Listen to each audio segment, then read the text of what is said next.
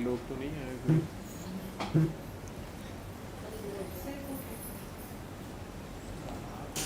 क्या नाम जी? फैसल अहमद। फैसल अहमद। कहाँ से आए हैं? मैं तो लाहौर से आया हूँ। मेरे साथ एक दोस्त मेरे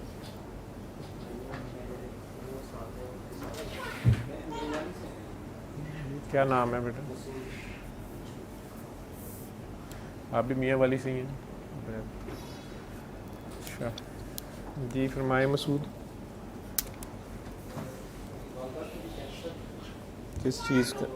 बाईमार किया है, हाँ जी, कैंसर बताया है। किस ऑपरेशन चीज़ किया का है कैंसर बताया उन्होंने? उनको, दाढ़ में, दाढ़ का उन्होंने दाढ़ में, हड्डी में, ये जोड़ में? अच्छा।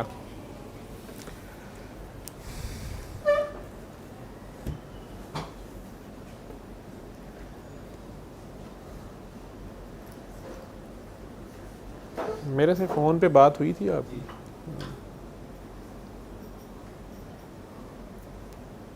क्या बताया था मैंने? वो प्रोसेस उनका चल रहा है, बस हुआ तो पास। तो यहाँ आने की ज़रूरत तो नहीं थी। जैसे मैं लाहौर अपने किसी काम से आया हुआ तो मैंने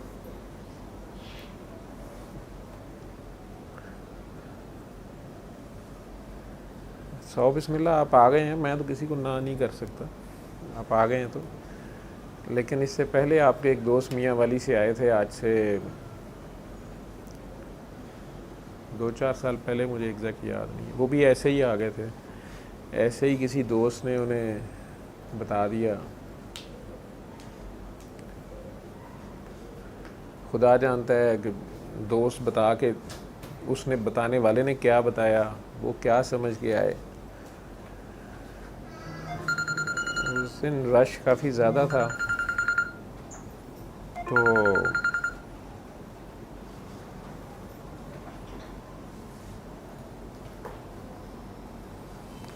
मैं उन्हें भी ज़्यादा टाइम नहीं दे सका या उनसे बात नहीं कर सका।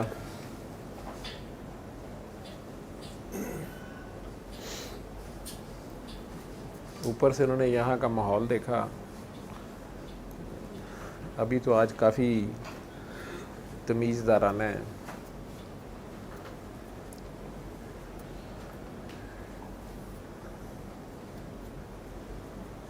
उस दिन मेरे इर्द गिर्द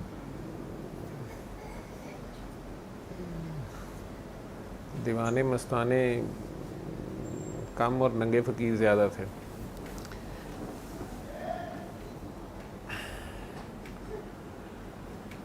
हाँ साहब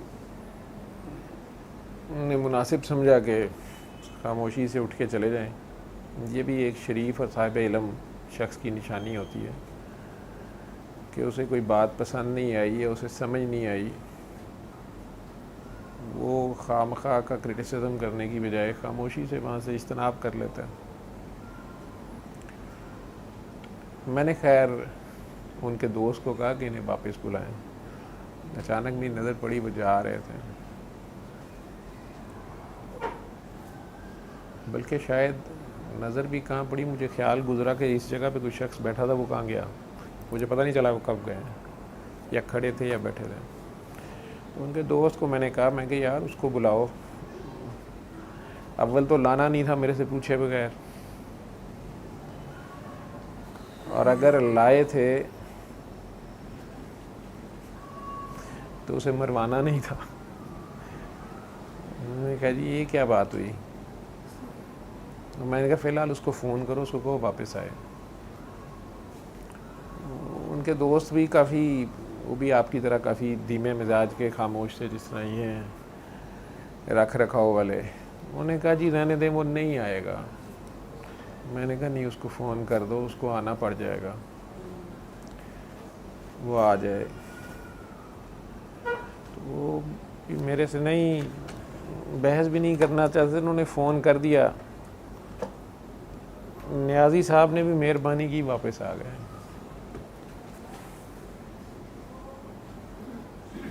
वापस आके बैठे रहे तो मेरा ख्याल है बात तो मैंने फिर कोई ना की, जो कर रहा था वही करता रहा।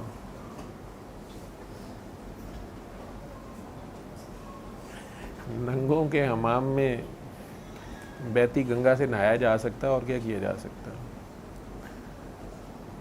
तो जहाँ सब नहा रहे थे हम भी मशगूल रहे।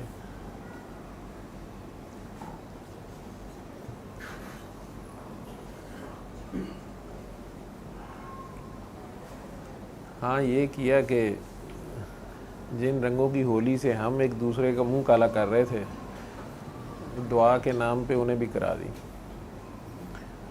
क्योंकि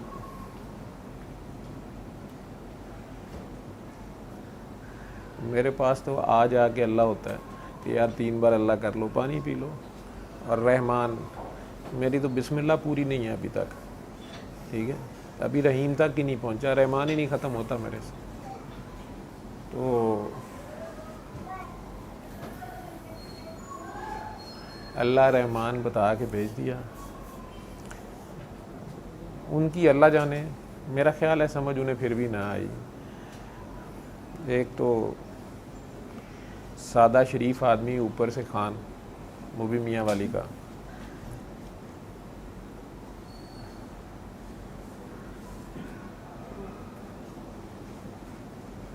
अल्लाह जाने उसके दिल की, तो अल्लाह जाने, लेकिन उसको पता नहीं चला कि उसकी जेब में क्या डाल दिया गया है तिजोरी में। वो 2-4 साल बाद उसको ज़रूरत पड़ गई उसकी, लेकिन मुफ्त की मिली हुई चीज़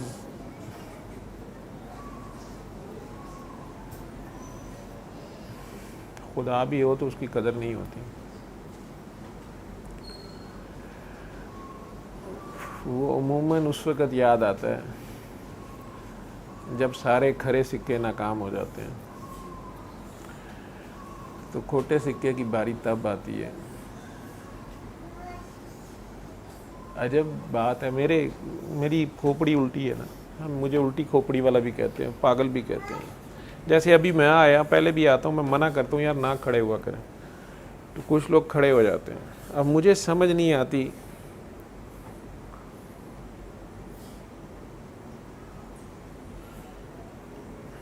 कि ये क्या है।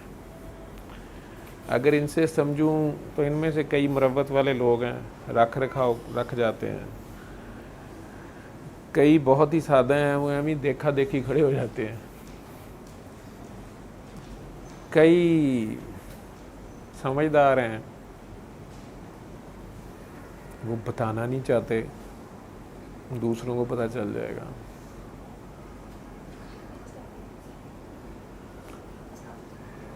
अभी रमज़ान में एक मुफ्ती साहब हैं, मीडिया से ताल्लुक़ है उनका। जिस तरह बाबा का एक फ़िक्रा मुझे आज याद आ गया, तो मैंने वो एक पोस्ट लिखी। उन्होंने प्रेस क्लब में बैठ के बोला था कि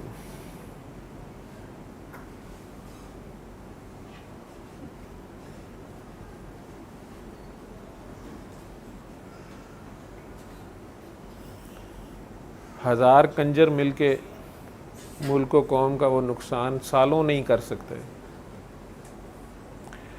जो ज़र्द सहाफ़ी चंद लम्हों में कर सकता है।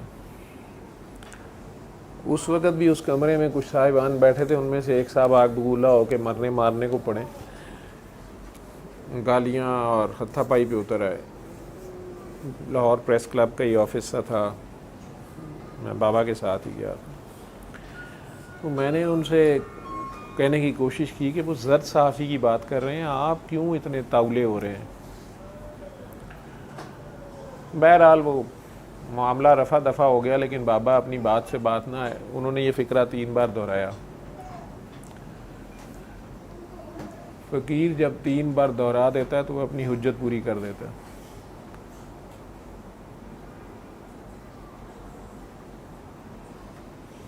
वो फ़िक्रा आज मुझे याद आ गया तो मैंने लिख दिया फेसबुक पे। अब मुझे मीडिया एक तो आयत थी असल में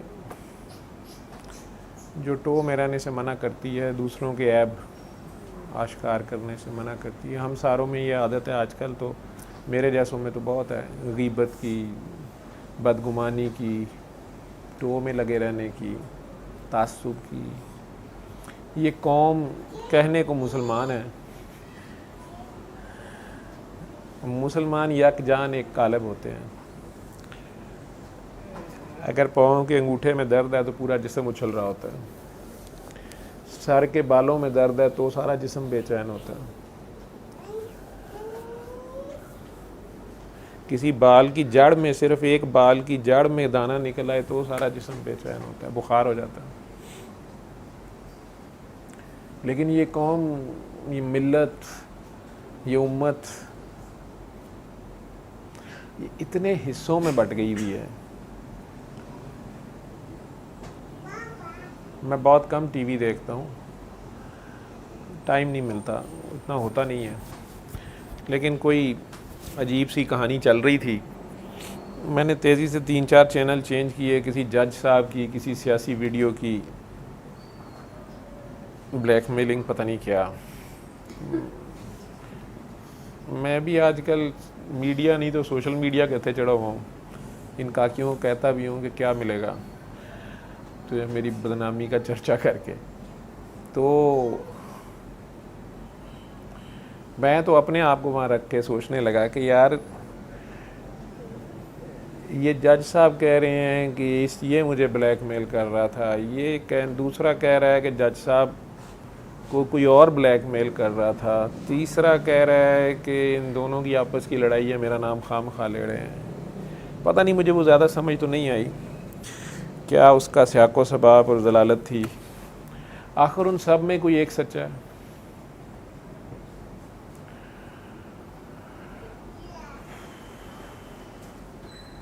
मुफ्ती साहब, मुफ्ता लगाने वाले को नहीं कहा जाता। मुमताज़ मुफ्ती साहब जो मुफ्ती लिखते थे वो भी, उसमें मुफ्त का कोई जिक्र नहीं था, वो एक लक़ब था उनके घराने का। वैसे इस्लाम में मुफ्ती एक बहुत बड़ा दर्जा है, फतवा देने वाला जो बहुत आलम होता है, जिसके पास कुरान, हदीस, फ़िक़्ह, हर चीज़ का आलम होता है। ख़ास दर्जे के बाद उस तक पहुँचता है वो, ख़ास मेहनत और ख़ास इल्म के बाद। यहाँ हमारे ये सोशल मीडिया भी और दूसरे मीडिया की वजह से भी हालात ये हो गए हैं कि हम हर किस्म का मजहबी, दीनी, जिन्हें ये तक नहीं पता कि मज़हब और दीन में क्या फ़र्क है, वो भी फतवे लगा रहे हैं मेरे जैसे। सियासी, समाजी, मुआशरती, खेल तक तो नहीं बख्शते।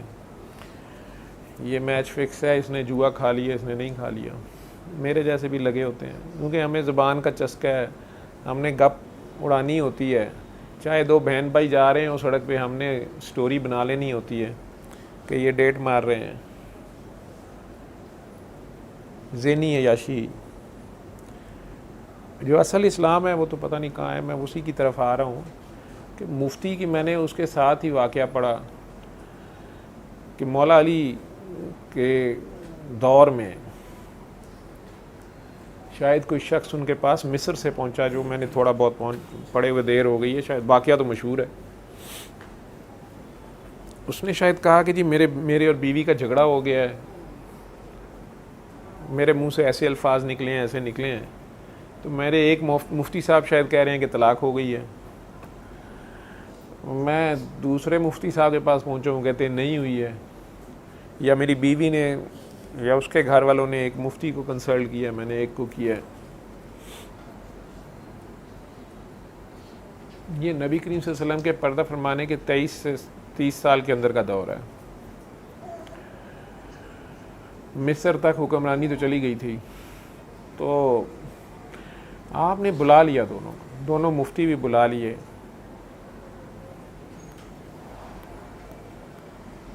दोनों से पूछा कि तुम किस बात के ऊपर ये फतवा दे रहे हो। अपोजिट फतवा दे रहे थे, क्योंकि फतवा आपने कुरान के मुताबिक देना होता है। कुरान, हदीस, जो इल्म है आपके पास, जो उन तक पहुंचा, फ़िक़्ह जो भी थी, मेनली तो कुरान को ही लेते थे चारों साहबा, बाकी सब वो लोग खुद जानते थे। लेकिन इसमें कोई शक नहीं है कि कुरान की तफहीम, कुरान की तफसीर करने में एक शख्स दूसरे के मुकाबले में ज़्यादा बेहतर हो सकता है या उसका इल्म ज़्यादा हो सकता है। तो इसलिए उन्हें उन दोनों को चांस दिया। दोनों ने अपना मौक़िफ़ पेश किया।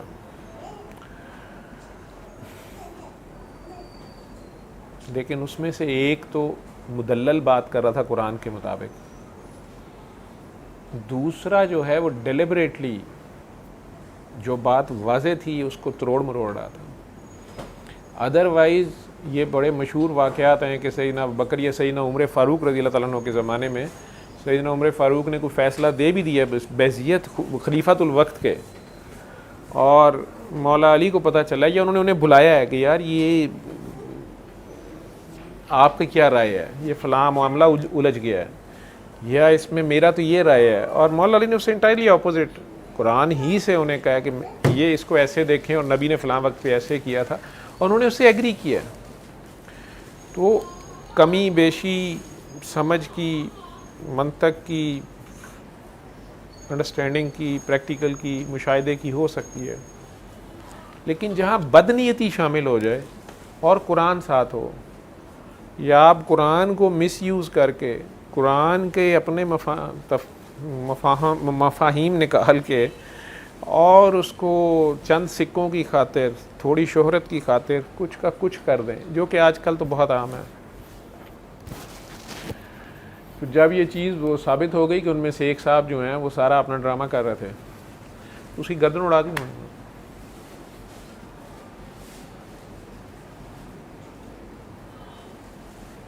कोई इस्तिस्ना नहीं मिला, कोई अपील, ज़मानत, कुछ दिन तैयारी के, 1 to 1 सुनी गई बात, समझाई गई, मनवाई गई कि वो मैनिपुलेट कर रहा था। ठीक है, इस मामले में नहीं माफ़ी शाफ़ी नहीं दी गई। कुछ मामलात में माफ़ी होती नहीं है।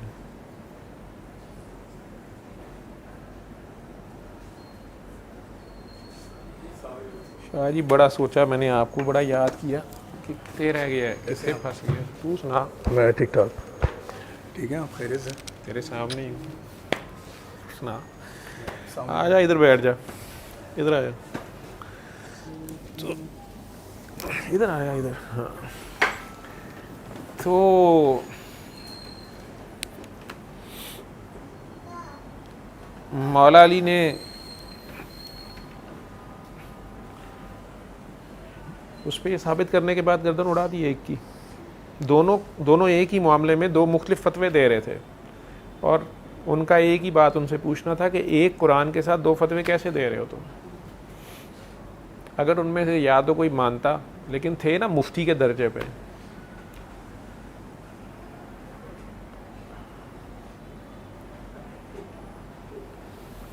इसी तरह अब तो हर तरह का मुफ्ती मुफ्ता चल जाता है, और हालांकि बहुत मुश्किल काम है। मीडिया मेरे जहन में यह है कि ये जो टीवी, मीडिया, अखबारात, पहले तो अखबारात होते थे, नावल, बुक्स,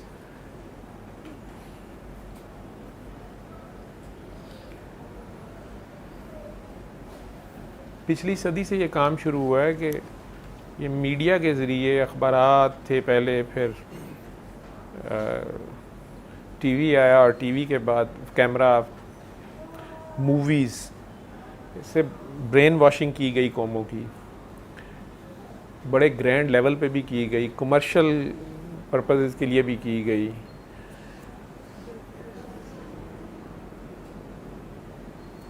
जहादी गरज से भी की गई, किसी को जलील करने के लिए भी की गई, पॉलिटिकल पर्पसेस के लिए की गई, इंटरनेशनली ओपिनियन मोल्ड करने के लिए प्रोपेगेंडा वॉर्स लड़ी जाती हैं अभी भी, अब तो सभी को पता है। उसके बावजूद जो आम जहन हैं, भेड़ बकरियां, हम में से ज़्यादातर जो जज्बाती तो बहुत हैं, लेकिन भेड़ चाल चल पड़ते हैं भीड़ चाल की तरह। मॉब साइकी कंट्रोल करने के तरीके आ गए। मुख्तलिफ़ कौमों की, मुख्तलिफ़ ग्रोहों की, मुख्तलिफ़ फ़िरक़ों मसलकों की वीक दुखती रगें आइडेंटिफाई की गई।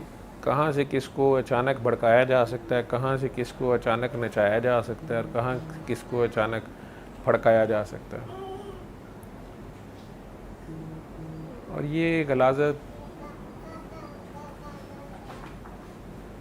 मिन हैसुल कौम सारी बनी नूह आदम पे फैलती जा रही है। अगर कोई रोकने की कोशिश करता है तो कहते हैं जी आज़ादी राय, इज़हार राय पे कदगन लगा दी गई है।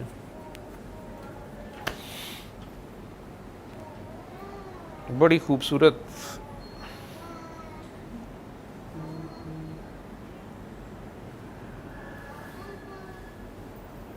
और मीठी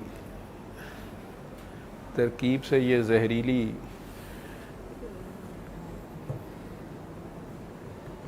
चाल चली गई है। जहाँ मजहबी माइंडेड लोग होते हैं,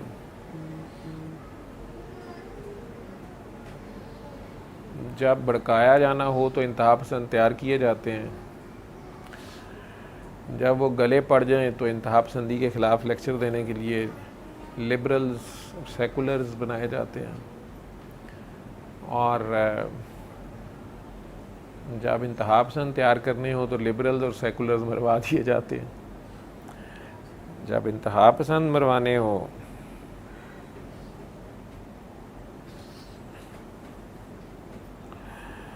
तो सख्ती से बाअमल लोग जो होते हैं उन्हें इंतहा पसंद कह के मरवा दिया जाता है, जो वाकई सीधी राह पे होते हैं। और इसमें ज़्यादा रोल इसी मीडिया से लिया जाता है। अफसोस की बात यह है कि हम में से भी बहुत से पढ़े लिखे लोग, और ये छांटी करना भी बहुत मुश्किल है, सोशल मीडिया से तो बहुत ही मुश्किल हो गया सही और गलत पता करना। ऑडियो वीडियो मिक्सिंग, फ़ोटोशॉप और पता नहीं क्या कुछ मटीरियलिस्टिक कौमें या सोच के लोग जो हैं, या मल्टीनेशनल्स या पॉलिटिकल प्लेयर्स जो हैं, लॉबीज़ हैं, माफियाज़ हैं, वो ऐसे ऐसे गैजेट्स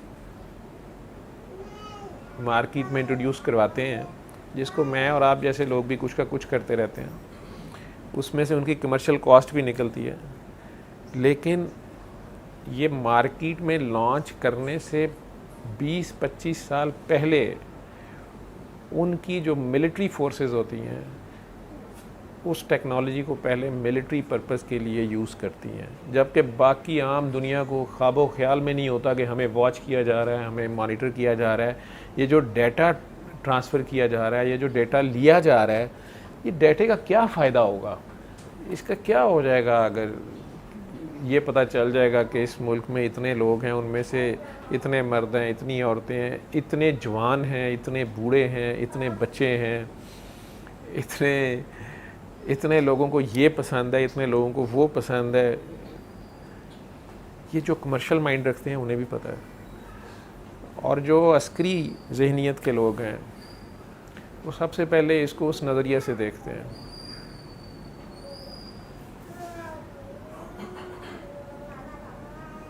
पहले उसकी मिलिट्री इम्प्लिकेशंस देखी जाती हैं और उसको उसी तरह यूज़ किया जाता है। पहले उसे पॉजिटिव यूज़ किया जाता है, फिर उसको नेगेटिव यूज़, उसको ये देखा जाता है कि अगर ये दुश्मन के पास हो तो हमने इसे काउंटर कैसे करना है। पहले एक वायरस छोड़ा जाता है, फिर एंटी वायरस निकाला जाता है, हालांकि वो वायरस छोड़ने से पहले एंटी वायरस बनाया जाता है। अब इसमें किसी कौम को मैंने जितना सोचा है, जितनी कौमों से मैं मुख्तलिफ 1-2 मुल्कों में गया हूँ जहाँ भी मुलाकात हुई है, हज में बहुत सी कौमों से मुलाकात होती है, याद रहा वहाँ मुख्तलिफ कौमों से मुलाकात हुई है, यहाँ पे भी हुई जितने भी कॉन्फ्रेंसेस में, इसमें किसी कौम का कोई कसूर नहीं है। ये बस दो जहन हैं, एक इंसानियत और एक नफसानियत। तो जो नफसानी क़ुव्वतें हैं उन्हें जो भी नाम दे लें, वो मादा परस्त होते हैं, मादियत परस्त।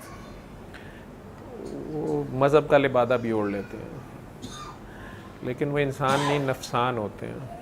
वो किसी भी मज़हब, कौम, मिलत से हो सकते हैं। किसी मुल्क को गाली देने का कोई फ़ायदा नहीं होता। उस मुल्क की ज़्यादातर आवाम मासूम और इंसान दोस्त होती है, लेकिन अफसोसनाक बात ये होती है कि उन्हें खुद अपना फ़ायदा और नुकसान नहीं पता होता, और उन्हें भी ऐसे ही मैनिपुलेट किया जाता है। और बहुत से वो भी अपनी आँखों कानों को जो देखा सुना उस पर ही चल पड़ते हैं, या उन्हें किसी न किसी मीठी अफ़ीम के चक्कर में डाल दिया गया होता है, और वो उस मीठी अफ़ीम के नशे में बैठे होते हैं। आने वाले ख़तरात या चैलेंजेस से बेखबर, और उनकी पॉकेट कैसे खाली कराई जाती है, उनका वक्त कैसे यूज़ कर लिया जाता है, उनकी यूथ कैसे डिस्ट्रैक्ट कर दी जाती है, उनकी औरतें मर्द कैसे बेगैरत कर दिए जाते हैं। वही चीज़ जिस पे कभी आज से 50 साल पहले लोग मरने मारने पे आ जाते थे, आहिस्ता आहिस्ता वो ओपिनियन ऐसे मोल्ड, बल्कि वो फैशन हो जाता है। जो अब वो पुरानी बात करता है उसको दकियानूसी, हार्डलाइनर,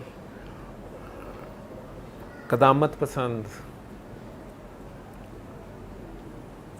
और उनके मुकाबले में तरक्की पसंद और कभी कोई रजत पसंद बना दिए जाते हैं।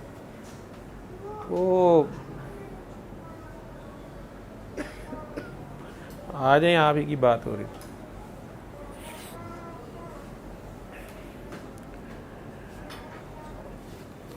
ये मीडिया या अकेले मीडिया वाले उसमें शामिल नहीं हैं। आदम अलैहिस्सलाम के बेटों के दौर से ये जन ज़र ज़मीन जायदाद की लड़ाई, मैं की लड़ाई, तू की लड़ाई, ये जारी है मुख्तलिफ़ रंगों मुख्तलिफ़ शक्लों में। लेकिन मैंने कहा ना कि इसमें कुछ लोग होते हैं जो अपनी जगह बड़े क्लियर होते हैं कि उनके अहदाफ क्या हैं, उनके टारगेट्स क्या हैं। उनका मकसद ही मादा है। मादा औरत भी है, वो मादियत परस्ती है, उसमें पैसा भी है, उसमें जाहो जलाल भी है, हुक्मरानी भी है, चौधराहट भी है। और दूसरी तरफ इंसान है। तो ये नफसान और इंसान जो मैं कहता होता हूँ, इंसान जो है उनमें से मेजॉरिटी जो है वो इस तरह मादा परस्त होती नहीं है। वो जियो और जीनो दे पे होती है। उनके रोज़मर्रा के अपने ज़रूरियात ज़िंदगी होती हैं कि बस ये मेरी पूरी हो जाए, मेरे बीवी बच्चे, मैं और मेरा घर। होते ये भी नफ्स परस्ती हैं, सेल्फिश हैं, लेकिन उनकी अपनी सेल्फ अपने घर और अपने बच्चों तक होती है। फिर उनमें से कुछ में इंसानियत का मादा जूं बढ़ता जाता है तो वो पूरे ख़ानदान के बारे में सोचते हैं। जैसे आजकल एक डिबेट बहुत ज़्यादा है और मुख्तलिफ मुफ्तियान फतवे भी दे रहे हैं कि इस्लाम में कंबाइन फैमिली सिस्टम है कि नहीं है, और अलहदा रहना है, और इस्लाम में कंबाइन फैमिली सिस्टम की ऑब्लिगेशन नहीं है या है ही नहीं है। तो वो इंसानियत में थोड़ी ज़्यादा इंसानियत नफ्स परस्ती से आगे कुछ में आती है, तो वो पूरे घर के साथ साथ मोहल्ले का सोचते हैं।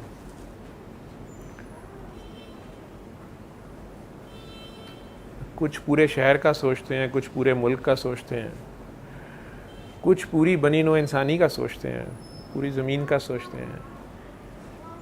यहाँ पर भी उनको काउंटर करने के लिए दूसरी तरफ से महल्ले की भी पॉलिटिक्स शुरू हो जाती है, मस्जिद और गिरजा की पॉलिटिक्स भी शुरू हो जाती है। मस्जिद के फंड्स किसके होंगे, मौलवी किसके मसलक का होगा, मसलक या फ़िरके किसको रिप्रेजेंट करेगी मस्जिद या फ़िरका या गिरजा या मंदिर। हर जगह इंसान डिवाइडेड है। तो ये सो कॉल्ड मुसलमान, जब मिसाल मैं भी हज़रत अली की दे रहा हूँ कि उन्होंने दोनों को बुला के मुफ्तियान को पूछा कि ये दोनों मियाँ बीवी का मसला है और तुम लोगों ने ये फतवा दिया है, किस बेस पे दिया है? दोनों ने अपनी अपनी बेस बताई, मुफ्ती है ना। एक ही सवाल वो पूछ रहे हैं कि कुरान एक है, फतवे दो कैसे हैं? अभी तो सही बुखारी भी नहीं थी ना उनके दौर में, वो लोग खुद ही थे सारा कुछ। वो जो अव्वलीन थे उनमें से चंद बाकी थे मौला अली के साथ, और मौला अली खुद नातिक कुरान, और उस वक़्त खलीफा वैसे भी। तो जब उनमें से एक शख्स वजाहत नहीं कर सका और उसका ज़ाती मुफाद उसमें नज़र आया है, तो गर्दन उतार दी गई है। ये नाकाबिले माफ़ी जुर्म है, ये कुरान को तोड़ मरोड़ रहा है।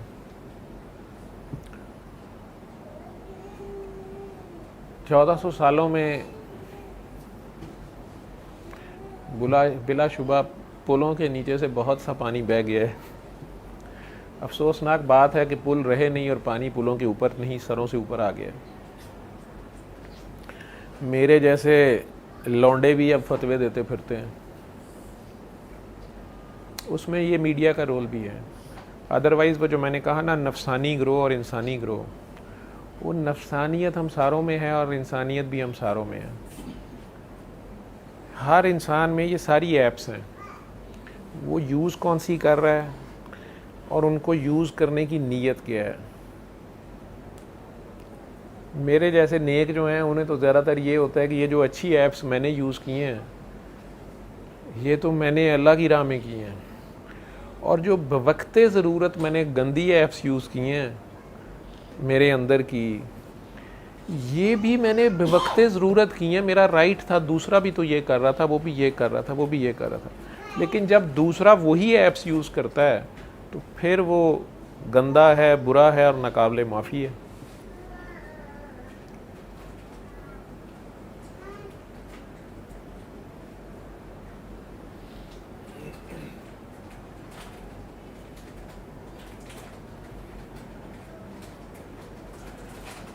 मुझे अल्लाह का ये निज़ाम बड़ा डराता है जिसमें से मैं गुज़रा हूँ। कई बार लोग मेरे से पूछते हैं, ये बात आपको कैसे पता चली, ये आप कैसे कह रहे हैं? उस दिन वो खातून परेशान होकर कह रही थी कि आपको कैसे पता है कि हमारे भाई की हम ज़बरदस्ती शादी कर रहे थे तो उसका ऐसे हो गया। आपको कैसे पता कि आप कह रहे हैं उस लड़की को लेके आओ जो जिससे वो शादी चाहता था, वो इसे आवाज़ दे तो उठ जाएगा। आपको कैसे पता है? हमें तो पता, मैं तो बता रही हूँ कि मेरा भाई हाफिज़ था, नेक था, फलां था, लेकिन असल में बात ऐसे ही है जो आप कह रहे हैं। मेरे पास तो कोई इंट्यूशन नहीं है, मैं अपने मुशाहिदे पे बोल रहा हूँ, जो मेरा एक्सपीरियंस है। मैंने जो 52 साल ज़िंदगी गुजारी है, उसमें एक बड़ा जालिम सा रूल है। मैंने जहाँ जो कदगन लगाई और जैसे जैसे मैंने ज़माने को देखा और जहाँ जहाँ मुझे बुराई जैसे भी नज़र आई अपनी अकल समझ के मुताबिक, और जहाँ जहाँ मैंने कोई अच्छाई की, खुदा ने मुझे सर्कल पूरा होने पे वैन उस जगह पे, जैसे कहते हैं ना हाफ़ टाइम के बाद इधर की टीम इधर, उधर की टीम उधर, खुदा ने मुझे अपोजिट साइड पे खड़ा कर दिया। कहीं मैं आमिल था और दूसरा मामूल था, और कहीं मैं मामूल था तो दूसरा आमिल था। छोटी सी मिसाल, जो बात आपसे मैं कर रहा हूँ, और ये मैं आया हूँ तो कुछ लोग खड़े हो गए।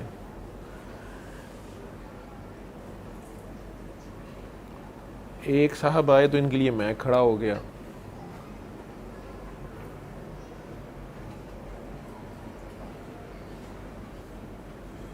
ये आए तो मैं नहीं खड़ा हुआ, हालांकि ये भी मेरी तरह राजपूत भाई है शायद मेरा, या आदम की तरफ से तो हम भाई हैं। उम्र में दोनों छोटे हैं। मुझे ये खड़ा होना भी नहीं समझ आता। मैंने कहा ना, मैंने किसी को क्या समझाना है, मैं खुद समझ से पादिल हूँ। वो मुफ्ती साहब रमज़ान के शुरू में आए और पीछे पड़ के बहुत प्यार किया उन्होंने हमसे। कि डॉक्टर साहब आप ये जो भी सबक देते हैं हम चाहते हैं कि इसके ऊपर आप कुरान शिफा है इस पे आप हमारे चैनल पे जियो पे आके एक प्रोग्राम में शामिल हों। मैं चला गया वहाँ। उन्होंने एक माशाल्लाह बहुत आलिम फाजिल साहब जिनकी किताबें हैं, मुफ्ती हैं और आलिम हैं और पीर साहब हैं, रूहानी शख्सियत हैं, वो भी थे, एक और साहब भी थे और एक मेरे अपने ही वैसे छोटे भाई भी हैं लेकिन वो भी इसी फील्ड में, चूँकि यही मैसेज देते थे, डॉक्टर तारिक साहब लम्स यूनिवर्सिटी से उन्हें भी बुलाया हुआ था। हम प्रोग्राम से पहले जाके बैठ गए। मैं बताने लगा हूँ कि मैं तो खुद एक कंफ्यूज आदमी हूँ, मैंने किसी को क्या बताना है। मैं उतनी बात ज़रूर बता रहा हूँ कि यार तुम परेशान हो तो ये कर लो, मैं भी परेशान था तो यही किया। अब इस कार्ड के ऊपर मेरा तो कहीं नाम नहीं लिखा, ये कोई मेरा विजिटिंग कार्ड नहीं है, ये जिसका है मैं तो उसका पता दे रहा हूँ। आपका नसीब है अगर आप इसके तक पहुँच गए या ये आपके घर आ गया, ये आपके घर तक आ गया या आप इसके घर तक पहुँच गए तो बात बन जाएगी, हजूरी हासिल हो जाएगी। सही या गलत मेरा कोई दावा नहीं है, मज़हब तो मैं बता ही नहीं रहा। मज़हब बताना मुबल्लिग का, आलिम का काम है, मेरा काम उस पर टूटी फूटी कोशिश करना है। मेरे से तो अभी तक मैंने बताया ना बिस्मिल्लाहिर्रहमानिर्रहीम पूरी नहीं हुई, बिस्मिल्लाहिर्रहमान तक पहुंचा हूँ, अभी रहमान ही नहीं ख़त्म हो रहा, समझ आ रहा तो रहीम पे कैसे जाऊँ, क्योंकि इसमें कोई मैसेज है तो मेरे अमल का हिस्सा होना चाहिए ये। अगर यही मेरे अमल में नहीं आ रहा तो मैंने रहीम समझ के क्या करना है। तर्जमा तो समझ आ गई है।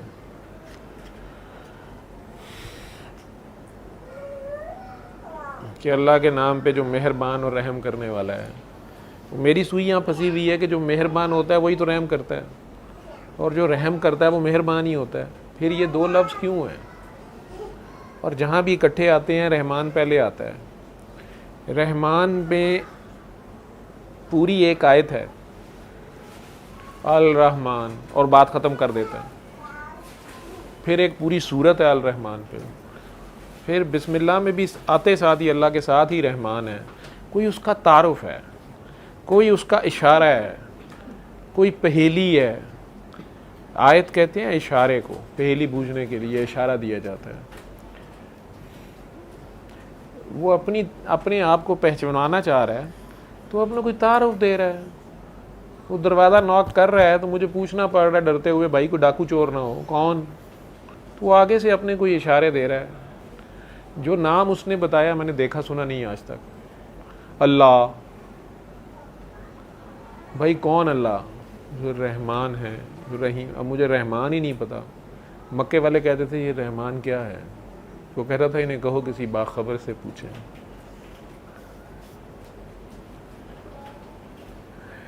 खबर, सहाफ़ी, मीडिया, हुदहुद खबर लाया।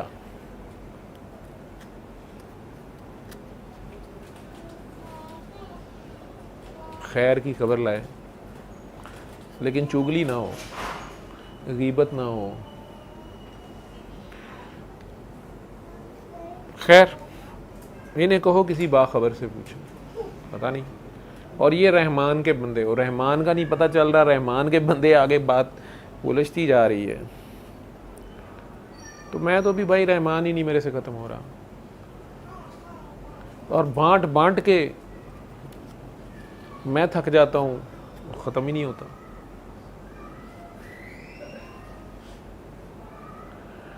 तो वो प्रोग्राम टीवी का अभी शुरू नहीं हुआ था, इंतज़ार कर रहे थे। वो रमज़ान की खातिर मल्टीपल रिकॉर्डिंग्स इकट्ठी कर रहे थे और भी लोगों को बुलाया होगा। हमें इंतज़ार करने को कहा गया एक कमरे में, तो बाशरा हुलिये में चंद लोग बैठे थे। हम भी पेंट शर्ट वाले बगैर दाढ़ी वाले दो भाई उधर जाके बैठ गए। उतनी देर में एक साहब एंटर हुए, जो बाद में पता चला कि वो भी मुज़ाकरे में शामिल थे। उन्हें भी उस कमरे में भेज दिया गया। उनके साथ उनके 6-7 चाहने वाले भी, और सारे माशाल्लाह दस्तार साहिब दस्तार और साहिब गुफ्तार और किरदार नज़र आ रहे थे और बाशरा थे, प्रॉपर शरई हुलिये में थे। तो वो आपस में दोनों बातचीत करना शुरू हो गए, तारुफ लेना शुरू हो गए।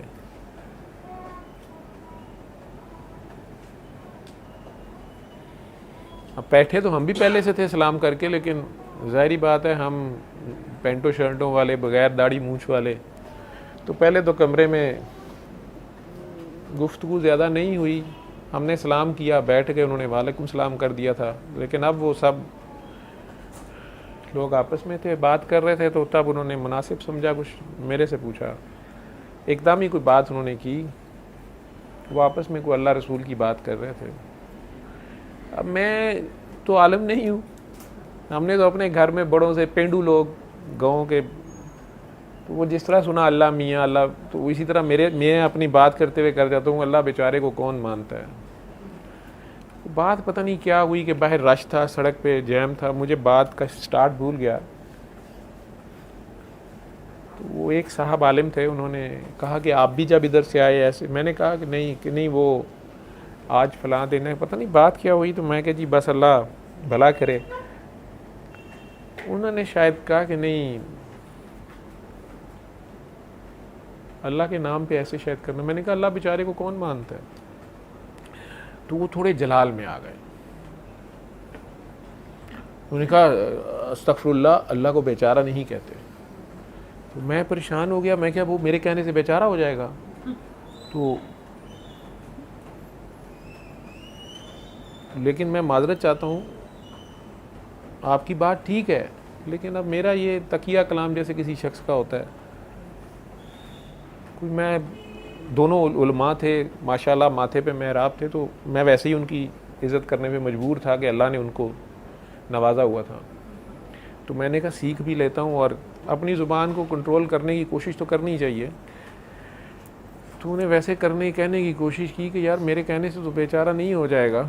तो वो दोबारा कहने लगे कि नहीं, अल्लाह के मामले में बहुत ध्यान करें, गुस्ताखी का एहतमाल है, आप अल्लाह की शान में गुस्ताखी कर रहे हैं। तो मैंने दोबारा उन साहब से पूछा कि देखें,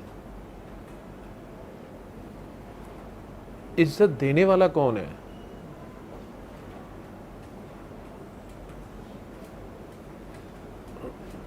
और नीचे कौन है, ऊपर कौन है, ये मुझे कुछ समझ नहीं आ रही। उन्होंने कहा बेशक अल्लाह इज्जत देता है। तो मैंने कहा कि अल्लाह इज्जत देता है ना, तो अल्लाह जो इज्जत, खुद इज्जत वाला है, जिसके पास इज्जत है, उसकी बेइज्जती कैसे हो सकती है? कोई उसको बेइज्जत कर ही कैसे सकता है? उन्होंने कहा आप लफ्ज़ों के जाल में फंसा रहे हैं या कुछ, आप लफ्ज़ों में उलझ रहे हैं। मैंने कहा मैं लफ्ज़ों में नहीं उलझ रहा, मैं माने में उलझ रहा हूँ। और मेरा खुदा गवाह है कि मैं समझना चाहता हूँ। अभी आप मुझे एक बात बताएं, जब हम आके कमरे में बैठे हैं, आपसे अस्सलाम वालेकुम हुआ, हमने आपसे कहा कि आप पे सलामती हो, मतलब हमारे आने से आप पे कोई फसाद ना आए, हमारे आने से आप पे कोई सलामती आए, हमारे शर से आप बचें और हमारे से आपको सलामती ही मिले। लेकिन ये साहिबान आए, माशाल्लाह इनका हुलिया ही और उनकी ज़ाहरी वज़ाकत ऐसी है, चेहरा बारोब है और वैसे ही सफ़ेद दाढ़ी है, सफ़ेद बाल है, माथे पे मेहराब है, दस्तार है। तो आप भी खड़े हुए हैं, मैं भी खड़ा हुआ हूँ। हम क्यों खड़े हुए हैं? कहते हैं हमने इन्हें इज्जत दी। मैंने कहा अस्तगफिरुल्लाह, इज्जत तो अल्लाह देता है।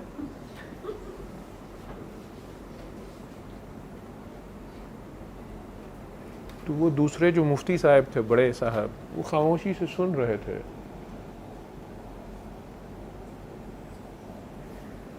उन्होंने कहा कि वो मेरा ख्याल है प्रोग्राम का वक्त हो रहा है, हमारे प्रोग्राम का वक्त हो रहा है। उन्हें नहीं पता था कि हम उसी प्रोग्राम में हैं। वो शायद हमारे प्रोग्राम का वक्त हो रहा है, तो ये किसी अच्छे वक्त के लिए बहस उठा रखते, कुछ तरह की बात उन्होंने की। वो दूसरे जो अच्छे आलम थे, प्यारे थे, जो मेरे से बात कर रहे थे, वो मेरी तस्हीह कर रहे थे। मैंने उन्हें कहा कि देखें ना, अब मुझे बताएं कि इन्हें इज़्ज़त हमने दी है तो क्या इनके पास इज़्ज़त नहीं थी? तो हमने दी है, और अगर हमारे पास इज़्ज़त पहले से मौजूद थी तो तभी हमने दी है। गंगू तेली के खड़े होने और ना होने से वज़ीर आज़म या सदर को क्या फ़र्क पड़ेगा? लेकिन अगर वो गरीब नहीं खड़ा होता तो मार दिया जाता है कि गुस्ताख है, बल्कि बैठ ही जाए उनकी मौजूदगी में तो भी मार दिया जाता है। तो वो साहब भी थोड़ी देर प्यार से सोचना शुरू। मैं क्या, प्यार से मुझे समझाएं, मेरी बात को प्यार से समझें।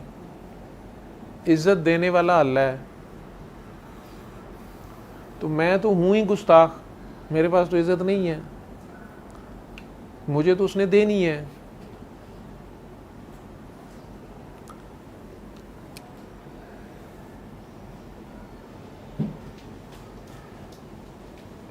अगर मुझे उसने नहीं दी हुई तो मैं इन्हें क्या दे रहा हूं जब ये आए हैं? और अगर उसने मुझे दी हुई है और मैं नहीं खड़ा होता इनके लिए तो ये क्या गुस्ताखी है? मैं इज्जत वाला हूं। डॉक्टर साहब बड़ों के लिए खड़ा होना चाहिए। मैं कह जी वो ये बड़े हैं या अल्लाह बड़ा है? कहा आप तो बात को पकड़ रहे हैं। मैंने कहा जी अल्लाह मियाँ का शुक्र है वो बातें नहीं पकड़ता, नहीं तो हम सारे मारा जाते। गालिब ने या किसने एमी नहीं कहा कि बात करने को तरसती है सुबह मेरी, कि तेरी महफिल में बात करने को पता नहीं किस तरह का किसी का शेर है, किसी इकबाल का है शायद, पता नहीं किसका है, किसी तो बात करने को तरसती है। थोड़ी देर बाद प्रोग्राम शुरू हुआ तो वो दोनों बुजुर्गान जो थे वो परेशान, हम दोनों क्लीन शेव डॉक्टर साहबान को देख के कि यार इन्होंने हमारे साथ बात करनी, इन्होंने बैठना है। लेकिन उन्होंने बड़े बड़े ज़र्फ़ वाले लोग थे, वो उन्होंने हमारे साथ बैठना गवारा किया। मुफ्ती साहब ने शो लगा लिया। मीडिया की ज़िम्मेदारी है कि लोगों को बेनकाब करे।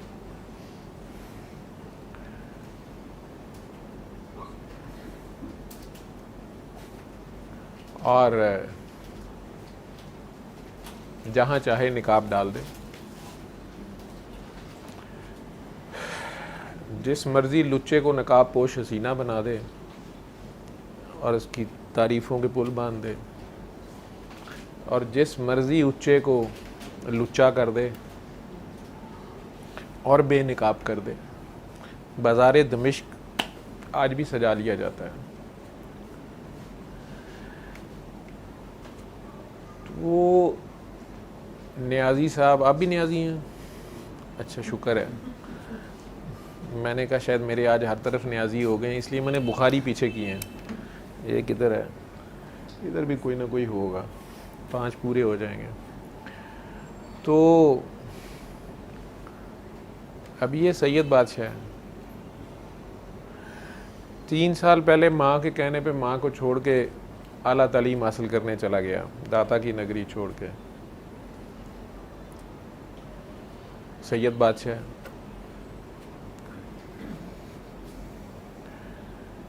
इसकी बिपता तो फिर इससे सुनेंगे। आज वापस आया, वहाँ से भी राब्ते में रहा है। लोग चाहते थे देखना सैयद कैसा होता है, तो ये मुल्कों किसी ने कहा ना, मुल्कों फिरोगे मिलने के नहीं नायाब हैं हम, तो ये खुद फिर के लोगों को मिलता रहा है। कोई कहे ना कि हमने सैयद देखा नहीं है, ज़ात का नहीं किरदार का सैयद है। तो इसके लिए भी खड़ा हो गया मैं। अब ये सैयद, मैं उम्मती और जानता हूँ कि किरदार भी इसका मेरे से बेहतर है, तकवा मेरे से बेहतर है।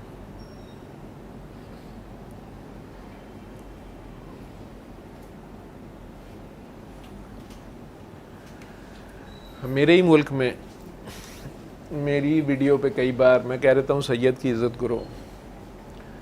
कुछ साहिबान ने लंबे चौड़े मुझे लेक्चर दिए कि नबी करीम ने आखिरी खुतबे में कह नहीं दिया था कि सारे बराबर हैं, आदम की सारी औलाद बराबर है।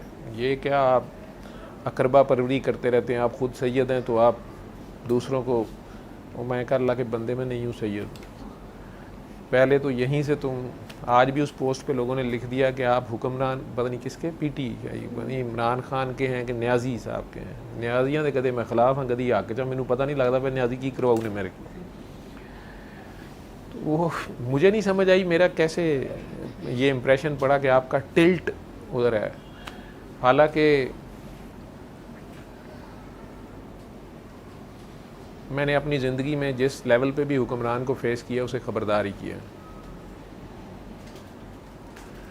और अगर वो परेशान मिला है तो उसे हौसला दिया कि यार उन्हें तेरे गले पै गई रे सां मैनू, नहीं तो ख़बरदार किया है। ख़वास को मैंने ख़बरदार ही किया, आवाम को मैंने हौसला दिया कि हौसला रखो, हौसला नहीं हारना। अल्लाह है, हम वक्त के बादशाह के साथ ही होते हैं, और हम वक्त का बादशाह एक को मानते हैं, किसी को नहीं मानते हो। तो वो तस्वीर से मुझे समझ आई कि उसमें कुछ सहाफ़ियों के तस्वीरें थी। मैंने तो मीडिया की पोस्ट लिखी तो मैंने कहा यार वो तस्वीर मुझे नज़र आई, मैंने लगा दी कि मीडिया के रिप्रेजेंटेटिव हैं, मुख्तलिफ चैनल्स के हैं, कोई कहेगा नहीं कोई एक चैनल है, लेकिन आ बैल मुझे मार। वो पता चला कि सारे ही शायद, या उनमें से मेजॉरिटी, मुझे सारों के तो नाम भी नहीं आते, 4-5 मैंने मशहूर चेहरे देखे मुख्तलिफ चैनल्स के, कभी कभार गुजरते गुजरते देखता हूँ मैं उनके टॉक शोज़ तो नहीं सुनता, लेकिन मुझे पता ये समझ है कि जो टॉक शो करवा रहा होता है वो न्यूट्रल होता है। बाकी उसने दोनों नुक्ता नज़र या 3 नुक्ता नज़र वाले बैठा के उसका काम होता है आवाम के सामने ले आके ये देख लें, इनका भी नुक्ता सुने, इनका भी सुने, इनका सुने। वो खुद नहीं कहीं होता ना, उसे होना चाहिए। लेकिन वो पता चला कि उनके ऊपर कोई एक साइड की छाप ऑलरेडी है, तो वो जिस किसी पार्टी की भी साथ थे या लोग समझते थे वो उनके साथ हैं, वो मेरे लल्ले तलल्ले लेना शुरू हो गए। मैं माफ़ी मांग के वो तस्वीर उतार दी उनकी कि भाई मैं इनको नहीं कह रहा, ये मैंने अपनी लगा दी। मीडिया मैं क्या वाकई बंदे ज़्यादा नज़र आ रहे हैं, वो एक तस्वीर में ज़्यादा लोग थे।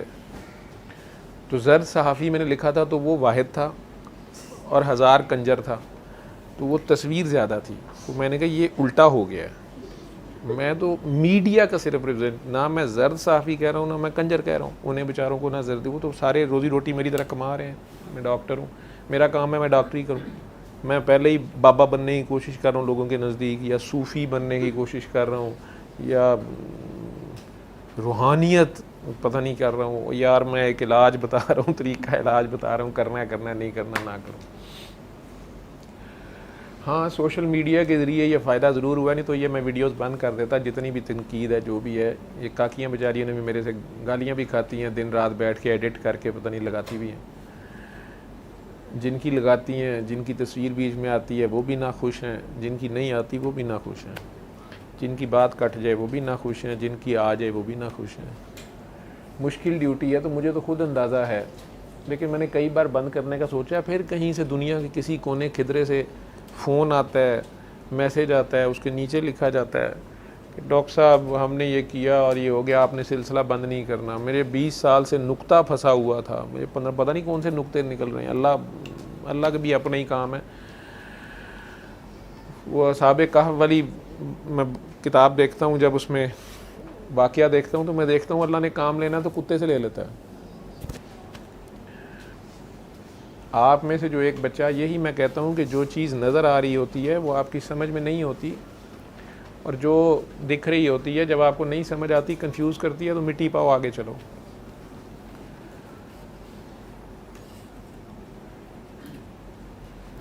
ये जो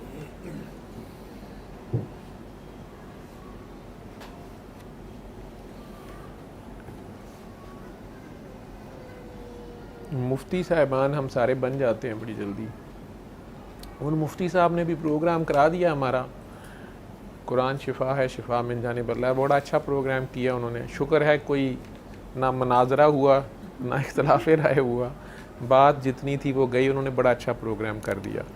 उनके अपने कुछ सवाल थे जो उनको, चूँकि वो ख़ुद रूहानियत के लोग थे, मुफ्ती भी थे और पीरान भी थे और मशाइख भी थे वो, तो उन्हें मेरी ये बात किसी वीडियो से समझ नहीं आ रही थी कि ये कही जा रहा है कि मुफ्त कर लो, सारे ही कर लो, जो सुन ले वो आगे बता दे। तो वो उन्होंने मेरे से शुरू में नुक्ता क्लियर किया कि इसकी इजाज़त की ज़रूरत होती है, फिर इसका हदिया होता है। वो मैंने बताया जी कि ये बाबा जी सैयद बुखारी जो थे, सफदर बुखारी साहब, उन्होंने, वो भी कहते थे कि मेरे ख़ानदान में 1000 साल से बुखारी सैयद जितने हैं, ये इनका बच्चा भी ये सूरह रहमान, इसे कहते हैं बख्श होना या जो भी अल्लाह की, वो बता देते थे, कर देते थे। अल्लाह उनका अपना यकीन आमिल थे, अमल करने वाले थे, क्या थे अल्लाह जाने। अल्लाह जाने ये उनके और अल्लाह के बंदों के राज होते हैं। तो सिर्फ़ उन्हीं सईदों के साथ करवाना पड़ता था। पीर साहब ऊपर बैठते थे, मुरीद नीचे बैठते थे। पिछले कुछ 100-200 सालों से माहौल ही कुछ का कुछ बन गया। बाबा जी एक किस्म के बागी थे, उन्होंने बगावत कर दी उस सारे रीसेंट सिस्टम से। एक तो हम जैसे आम लोगों में बैठना शुरू कर दिया, सबको बता दिया। पहले हीरा मंडी गए तो वहाँ जो तबका आता था वो सूरह रहमान सुनने थोड़ी आता था, वो तो काकी ताड़ने आता था, धमाल ना देखने आता था, ना सूफ़ी म्यूज़िक सुनने आता था। वो तो शराब कबाब के रसिया तो कुछ लच्चर गाने सुनने आते थे। मैं अंब चूपन बागे गई तो पता नहीं की हो गया, मैं डांग मंजी थले डांग ते गुजरा आबे। तो वो माहौल था उस ज़माने में।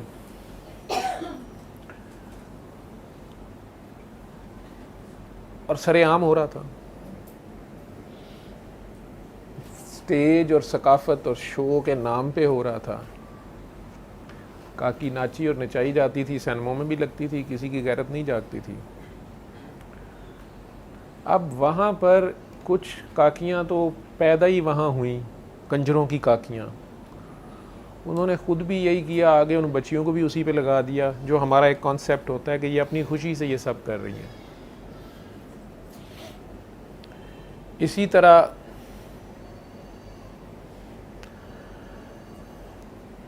मेरे जैसा भी कभी पहली बार जब मैं इस तरह की महफिल में मैंने कहीं गया, वो काकी धमाल कर रही कुछ, तो मुझे बाबा जी पे गुस्सा आ गया कि क्यों इसको नचाया जा रहा है और ये लोग क्या कर रहे हैं, ये क्या शिफा है। मैंने कभी इस तरह की महफिल, मैंने उनके बारे में सुना था, लेकिन सूरह रहमान से मुस्तफ़ीद होकर इतना काम कर रहा था। उस दिन उन्होंने मुझे अचानक कुदरत बुलाया तो मैं परेशान हो गया। वो बड़ी देर आंखों में पानी लिए मुझे देखते रहे। किसी वीडियो में मैंने कोई उनकी बात किसी सहाफ़ी की कोट की है, तो वो कोई खातून नीचे लिखी जा रही है कि ये आप कह रहे हैं कि सहाफ़ी ने कहा कि मैं कैसे मान जाऊं, वो काकी ने जब धमाल डाली वो गिरी तो बाबे ने उसे उठाया तो उसका सीना बाबे के सीने के साथ लगा हुआ था, तो मैं कैसे मान जाऊं। तो वो खातून नीचे लिख रही हैं कि डॉक्टर साहब ये बात मेरी बहन भी शिफा याब हुई है सूरह रहमान सुन के, आपकी बात से मैं भी हुई हूँ, लेकिन आज ये वीडियो सुन के, ये बात सुन के बाबा जी मेरी हलक से नहीं उतरी, इसको वाज़े करें। अब मुझे भी बोलते वक्त नहीं पता चलता मैं क्या क्या बोली जा रहा हूँ। और वो खातून, पहले मैं उधर नीचे लिखने लगा कि आप सूरह रहमान से शिफा याब हुई हैं, आप आगे करती रहें, छोड़ें परे बाबे को और मुझे। और फिर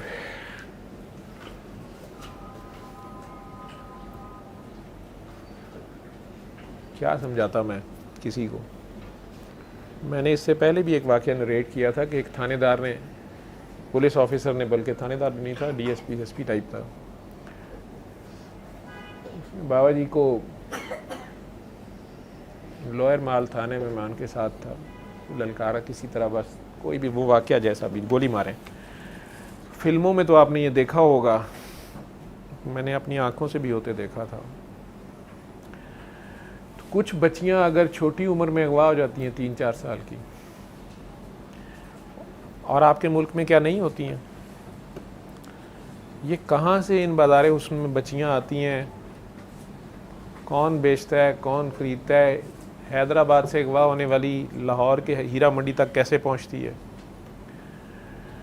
ये आपकी हुकूमतों को सब पता है, आपके महकमों को भी सब पता है। उसके बावजूद ये कारोबार चल रहा है और पनप रहा है। उनमें से वो बच्ची अगर भूल भी गई है 3-4 साल की और उसको इस काम पे लगा दिया गया है, लेकिन अगर वो कहीं अकेली अपने दिल ही दिल में खुदा से पूछती है ये क्या ज़िंदगी है और मैं किधर हूँ और ये क्या है, क्योंकि उसको बेगरज प्यार नहीं मिल रहा। उसके इर्द गिर्द उसके असल माँ बाप नहीं है, उसके असल बहन भाई नहीं है, उसके इर्द गिर्द गिद्ध हैं जो उसके जिस्म को नोचने और बेचने के लिए इंतज़ार कर रहे हैं कि वो बड़ी हो। उसके जिस्म के फ़नी महासन, उसके गले की आवाज़, उसके नाचने गाने की। अब ये सारी बातों की वकालत भी मैं नहीं कर सकता, ना करने की मुझे ज़रूरत है, ना मेरे पास इतना टाइम है। उसको निकालने कौन जाएगा? उसको निकाल भी कोई लाएगा तो उसे कौन उसको कबूल करेगा? अब उससे शादी कौन करेगा? कौन कहेगा कि हाँ ये हमारी बच्ची ये है, जिसकी पहले वीडियो चलती रही है, जिसका भाव ये था लाहौर के हीरा मंडी में फलानी जगह पे।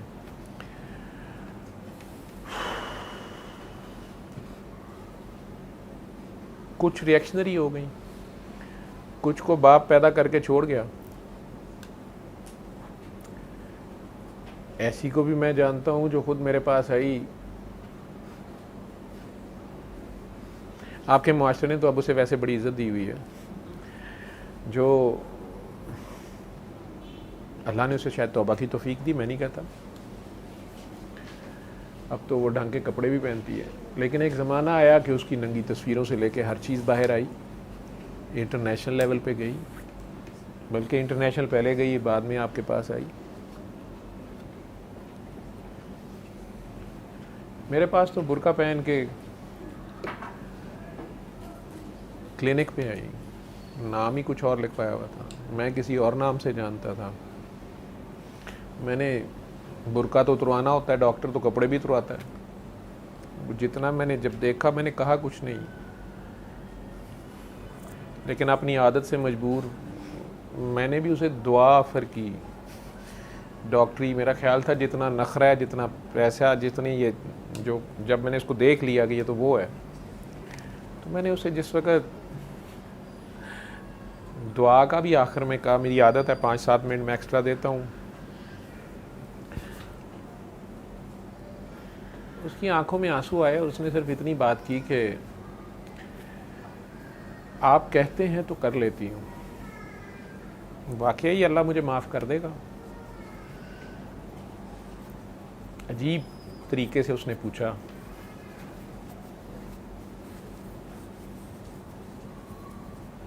मैंने पता नहीं किस बदमाशी से कह दिया, उसने कर भी दिया है। जो ही मैंने उसकी आंख से वो आंसू टपकते देखा, मैंने कहा उसने तो कर भी दिया है। बाबा बन गया मैं फ़ौरन। मैंने कहा तेरा मेरे तक पहुंच जाना, सूरा रहमान का मैसेज लेना, तू तो आई है किसी और बहाने दुआई के। ये इस चीज़ का गमाज है कि तू कहीं घर में शर्मिंदा हुई है, या तू सोचती है कि मैंने इसमें से कैसे निकलूँ या नहीं निकल सकती। तो उसने तुझे एक रास्ता देखो, तू जिधर शर्मिंदा हुई है, जिधर तेरी आंख भर आई है, तौबा तो हो गई है। सरकार का नाम वो जिस तरह लेती थी, मैं लरस जाता था।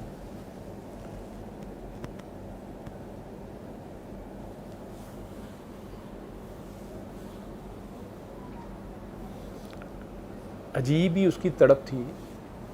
मुझे कहती है, मैं कई बार सरकारी मिशन के साथ भी, जाने क्या तरीका होता है, कई बार वैसे भी मक्का गई हूँ।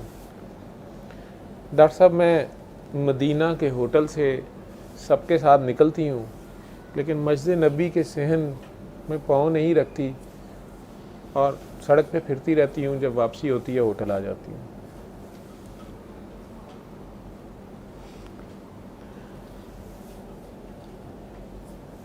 मैं सरकार के पास नहीं जा सकती,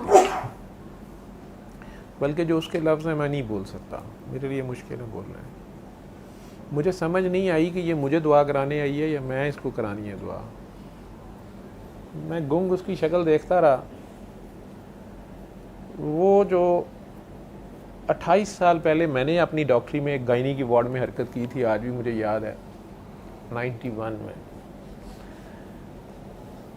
वो मर्द, लड़का, डॉक्टर, आकिल बालिग, वो शायद अभी भी मेरे अंदर थोड़ा सा था। मैंने उसे कहा कि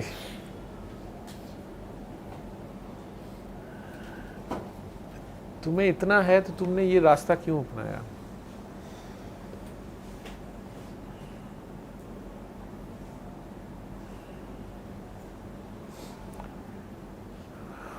अच्छा चल तू ये दुआ कर। उसने दुआ की, जितनी भी रोई पिटी वो अल्लाह जाने, वो जाने, उसका खुदा जाने। सूरह रहमान में उसको 3 मिनट से ज़्यादा नहीं सुना सका, जिस तरह उसकी बॉडी की हालत हो गई, या धमाल में चली गई, या मिर्गी पड़ गई उसको, या हाल चढ़ गया उसको, या अल्लाह जाने हाज़री हो गई, या जिन्न आ गया, या जानना आ गया। मैंने बंद करके अब उसको उसमें से निकालना था, उसके सर में थोड़ी देर मैं करता रहा, आंखें खोलें, आंखें खोलें, आंखें खोलें। उसमें आँख खुलवानी ज़रूरी होती है। खैर उसने आंखें तो खोल दी, और जिस तेज़ी से वो लरज़ रही थी, शिवर कर रही थी, पीली थी, मुझे डर हुआ कि ये शायद बीपी फॉल कर गया, ये शौक में ना चली जाए। डॉक्टरी भी तंग करती है, ये मेरे क्लिनिक पे तमाशा ना बन जाए। मैंने उसका फिर ध्यान अमील आने के लिए उसे कह दिया कि तुम्हें अल्लाह से इतना डर आता है तो तुमने ये काम किया क्यों? तो बड़ी देर मुझे देखती रही। उसने कहा डॉक्टर साहब आप मेरे बारे में कितना जानते हैं? मैं कहा बहुत थोड़ा। उसने कहा इस मीडिया से पूछे मेरी कितनी बहनें और भाई हैं। मैंने कहा मैं तो नहीं जानता। कहती मैंने पता लगने भी नहीं दिया किसी को।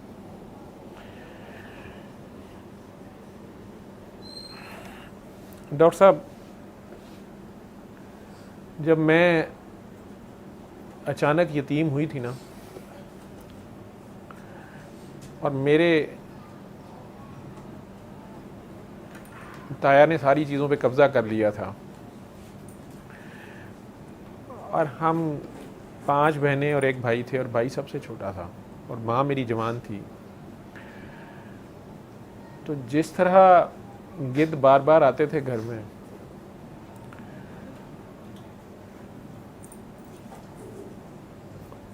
कोई हमारी मदद को नहीं आया था। मेरी माँ ने घरों में काम करना शुरू किया तो एक दिन कमीज़ फड़वा के आके रोती रही। मैं गुस्से में वहाँ लड़ने गई तो मेरी कीमत लगाई गई, साथ धमकी दी गई कि तुम्हारी बाकी बहनों के साथ भी यही करेंगे, नहीं तो तुम्हें फिल्म में काम देते हैं। जो भी उसकी कहानी थी।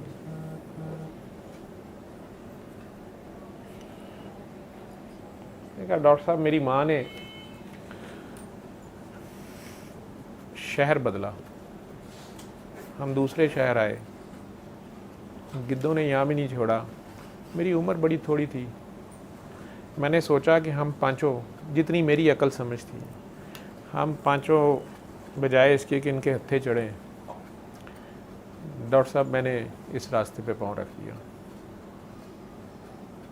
उसी शहर जाके।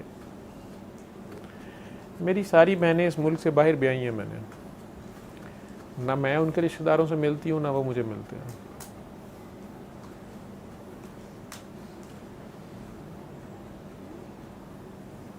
मैंने अपनी बहनों और माँ को बताया हुआ है कि मैं मर चुकी हूँ। वो जानती हैं मैं कहाँ, सब जानते हैं मुझे। और वो सीधी एक बात कर रही थी, उसने कहा डॉक्टर साहब मैं ये आपको एक्सक्यूज़ नहीं दे रही। मेरी माँ ने जितने दरवाजे खटखटाने थे खटखटाए थे।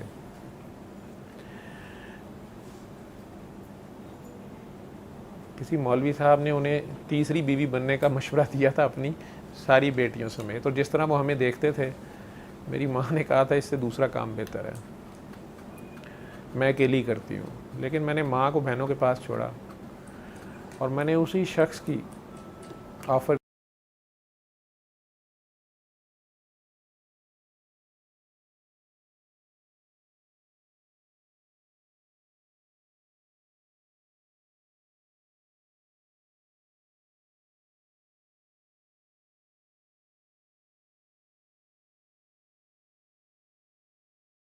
ना एक्सक्यूज़ है न किसी की वकालत है। इससे ज़्यादा भयानक जो चेहरा है हमारा, मैं पोर्नोग्राफी जो है ना करता भी हूँ, करवाता भी हूँ। नंग देखने दिखाने दोनों का शौक़ है मुझे। जो खुद नंगा हो जाए उसे किसी के नंगे होने की कोई परवाह नहीं होती। मैंने एक वीडियो लगाई थी बड़े शौक़ से, शब बारात की रात मैं घर जा रहा था, तो रात के 3 बजे मॉडल टाउन में मस्जिद के बाहर ही गटर था और उसमें इंसान घुसे हुए थे। मैंने रुक के पूछा कि शायद कोई बच्चा गिर, कोई हादसा हो गया रात के इस वक्त। पता चला नहीं, गटर बंद है, खोल रहे हैं। क्या ये भी पाकिस्तान के आइन में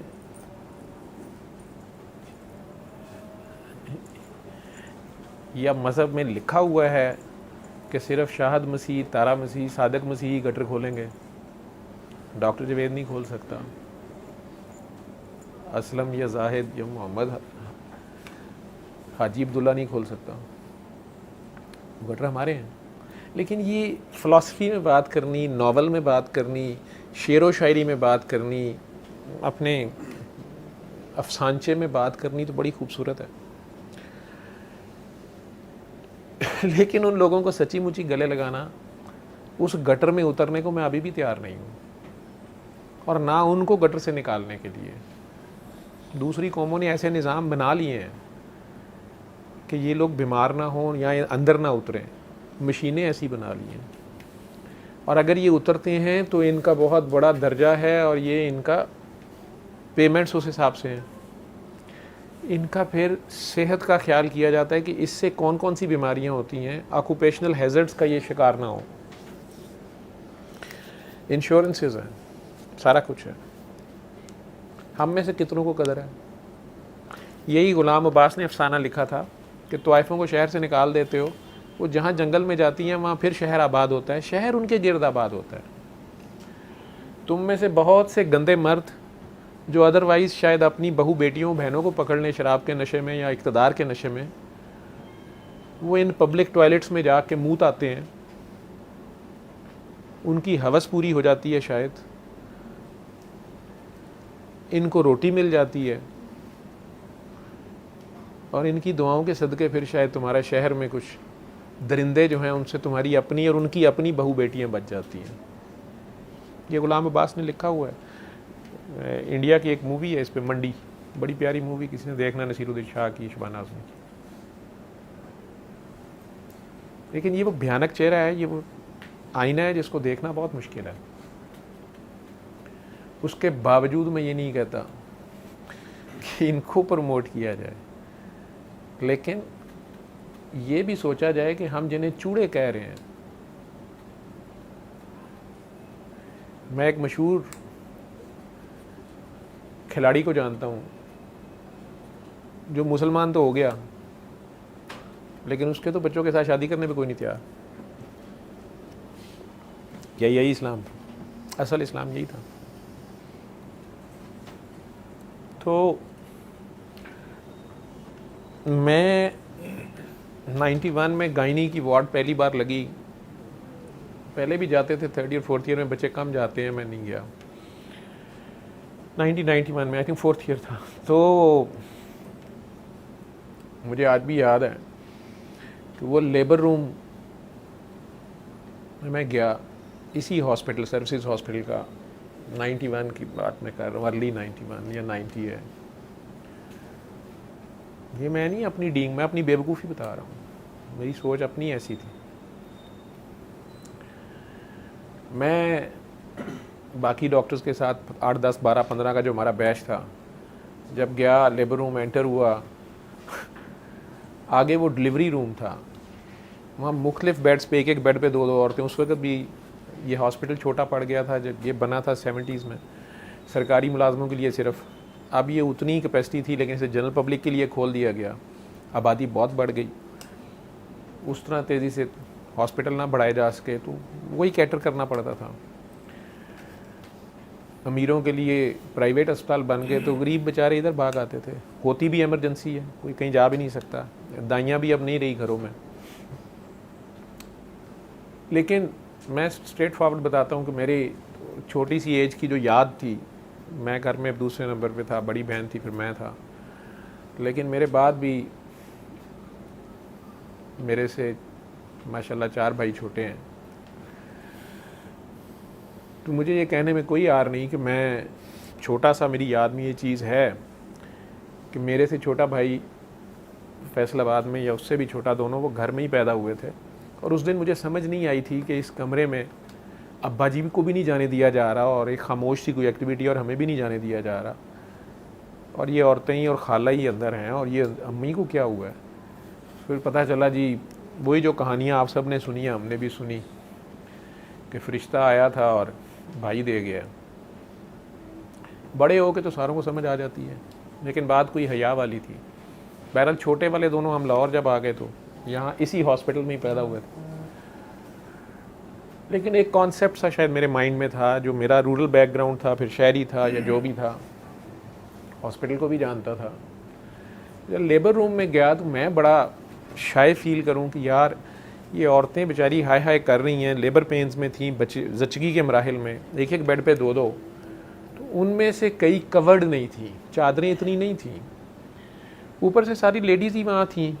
मैंने मुनासिब समझा कि इस कमरे से निकलो, तो उन्होंने भी कहा कि आप लोग आगे जाएं, थिएटर में सिजेरियन होना देखें या कुछ।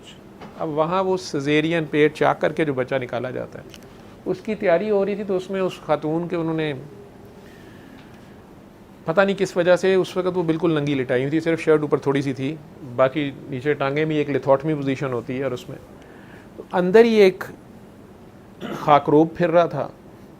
एनेस्थीसिया वाले डॉक्टर साहब भी, छोटे बच्चों के भी डॉक्टर साहब मेल थे।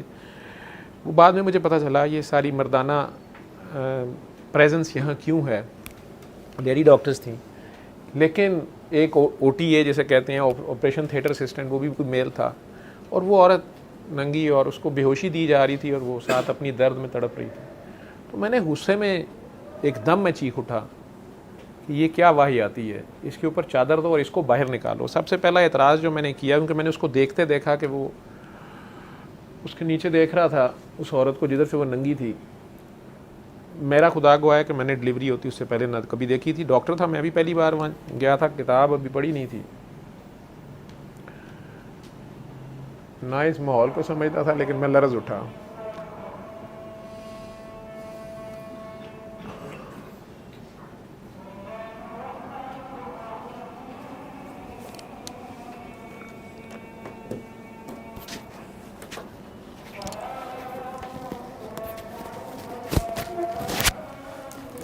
वो तो एक अजीब बेवकूफ़ाना सा वाक़या है मेरा कि मैं स्टूडेंट था, ज़ाहिर बात है, medical student, junior 3rd year 4th year था आई थिंक। तो मैं चीखना चलाना शुरू हो गया, शायद साथ बाहर जाना शुरू हो गया। तो मुझे आज तक याद है, अब तो शायद रिटायर हो गई हैं, प्रोफेसर शाहीना आसिफ थी हमारी, और राशिद लतीफ़ खान साहब भी उस वक्त प्रोफेसर थे। तो मैडम शाहीना का वार्ड था, उन्हें किसी ने मेरा बता दिया, रोक लिया, एक डॉक्टर साहबा ने, वो क्लासरूम में ले गए। मैडम ने पहले तो हम सारों की क्लास पढ़ाई, थोड़ी जो पढ़ानी थी, फिर ने पूछा हाँ जी कौन से डॉक्टर साहब थे जो शोर शराबा कर रहे थे थिएटर में। मैं अभी तक गुस्से में था। मैंने, ये तो मुझे याद नहीं एग्जैक्ट वर्ड्स, लेकिन जो भी मेरा मुतमईन नज़र था या मेरा ख्याल था कि ये सब कवर होने चाहिए और यहाँ से फालतू मर्द जो है ना वो गायब होने चाहिए, या जो मर्द हज़रात हैं वो अनड्यू क्यों हैं। और मैडम, मुझे आज तक याद है कि वैसे तो वो बड़ी धड़ल्ले वाली मर्द मार किस्म की खातून मशहूर हैं, बड़ी बहादुर सी, और पोइट भी हैं, ये मुझे उस वक्त नहीं पता था। लेकिन मुझे नहीं पता मेरी किस बात से उनकी आंखों में पानी सा भी आ गया, और उन्होंने मुझे एक छोटी सी बुक निकाल के दी, उनकी इंग्लिश पोएम्स की बुक थी। मुझे कहती हैं कि उसके ऊपर लिख के उन्होंने मुझे दिया कि तू किधर इधर आ गया इस फील्ड में। मैं चुप।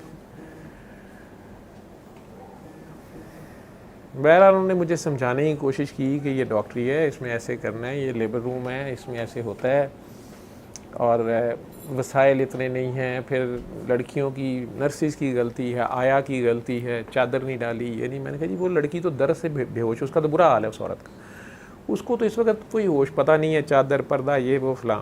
हम सारे तो इर्द गिर्द हैं। वो कहें कि आप सारी बातें ठीक कर रहे हो, लेकिन आप जब प्रैक्टिकल में आओगे तुम्हें पता चलेगा रियलिटीज़ क्या हैं, वसाइल की कमी है, ये वो सारी बातें उन्होंने मुझे समझाई। दूसरा ये भी कहा कि देखो डॉक्टर्स ये मर्द औरत नहीं होते, ये कमरा जो है इसमें मर्द औरत नहीं है, ये सारे उसकी पेन ही ईज़ करने के लिए हैं। ये जो डॉक्टर साहब हैं ये बच्चा वार्ड के डॉक्टर हैं, इन्होंने बेबी को रिसीव करना है, अगर बेबी को खुदा न खास्ता फौरी कोई मसला हुआ इन्होंने से रिससिटेट करना है। ये एनेस्थीसिया के डॉक्टर साहब हैं, बेहोशी की अब इतनी लेडी डॉक्टरें नहीं हैं। थोड़ा सा उन्होंने मुझे तालिबान भी कह के छेड़ा, उन दिनों तालिबान का ज़ोर था, और सुना था कि 90s की मैं बात, अर्ली 90s 1991 की बात मैं कर रहा हूँ। तो वो भी उन्होंने बात की कि तू कहाँ से तालिबान पैदा हो गया ये वो, लेकिन फिर उन्हें मेरी बात समझ आ गई कि मैं क्या कह रहा हूँ, क्योंकि उन दिनों सुना था कि इस्लाम वहाँ अफ़गानिस्तान में उन्होंने नर्सेज़ को, लेडी डॉक्टर्स को भी काम करने शायद रोक दिया, मुझे सही तो नहीं पता, लेकिन यही एक इम्प्रेशन था कि ख़वातीन को घर में बंद कर दिया जाए। लेकिन जब उन्हें मेरी बात का पॉइंट ऑफ व्यू, मैंने उन्हें बार बार ये कहूँ कि मैं उस बैकग्राउंड में हूँ जहाँ पे, क्योंकि मेरा भाई बाद में स्विट्ज़रलैंड ये तारिक गया, तो इसने मुझे बताया कि जी वहाँ तो ट्रेंड ये है कि औरत की डिलीवरी के वक्त उसका खामन पास खड़ा होता है, वो उसको इमोशनल सपोर्ट कर रहा होता है या वटेवर कर रहा होता है। बहरहाल ये वहाँ का कल्चर है। मैंने यहाँ उन्हें बड़े धड़ल्ले से कहा कि हमारे तो जहाँ पे काकी जो है वो ज़चगी के मराहिल से गुजर रही हो, तो वहाँ पे तो उसके अपने खामन तक को भी उस कमरे में जाने की इजाज़त, किसी को जाने की इजाज़त नहीं होती। मर्द का काम क्या है वहाँ पे? ये औरतों का काम है। मैं बार बार कहूँ औरतों का काम है। वो कहें तुझे राशिद तीसा ने गोली मार देनी है, अब मुझे वो बार बार हंस के कहें। उस वक्त डॉक्टर तैयब भी मेरे ख्याल नए नए पास हुए थे। अब ये सारे लाहौर के बड़े प्रोफेसर होंगे गायनी के, या रिटायर भी हो गए राशिद साहब, तो हमारे उस्ताद हैं। तो वो मुझे बार बार डराई जाएंगे तुझे राशिद साहब ने गोली मार देनी है।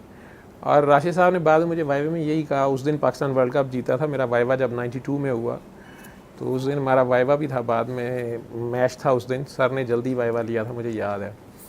तो मुझे गायनी ज़ाहिरी बात है जिसने सिर्फ अब किताब ही थोड़ी सी पढ़ी हुई थी, वार्ड में ना गया, ना थिएटर में गया, ना लेबर रूम में गया, ऊपर से वैसे ही मैं उन दिनों अपने पागलपन में होता था। तो जिस तरह के बच्चों को आज मैं डील कर रहा हूँ, तो मेरी अपनी वो हालत थी। तो मुझे बड़ी अच्छी तरह याद है कि राशिद साहब ने मुझे कुछ सवाल पूछे बेसिक से, तो मुझे कहते हैं कि अगर तू एक वादा करे कि तू गायनी में नहीं आएगा तो मैं तुझे फर्स्ट ईयर में पास कर देता हूँ।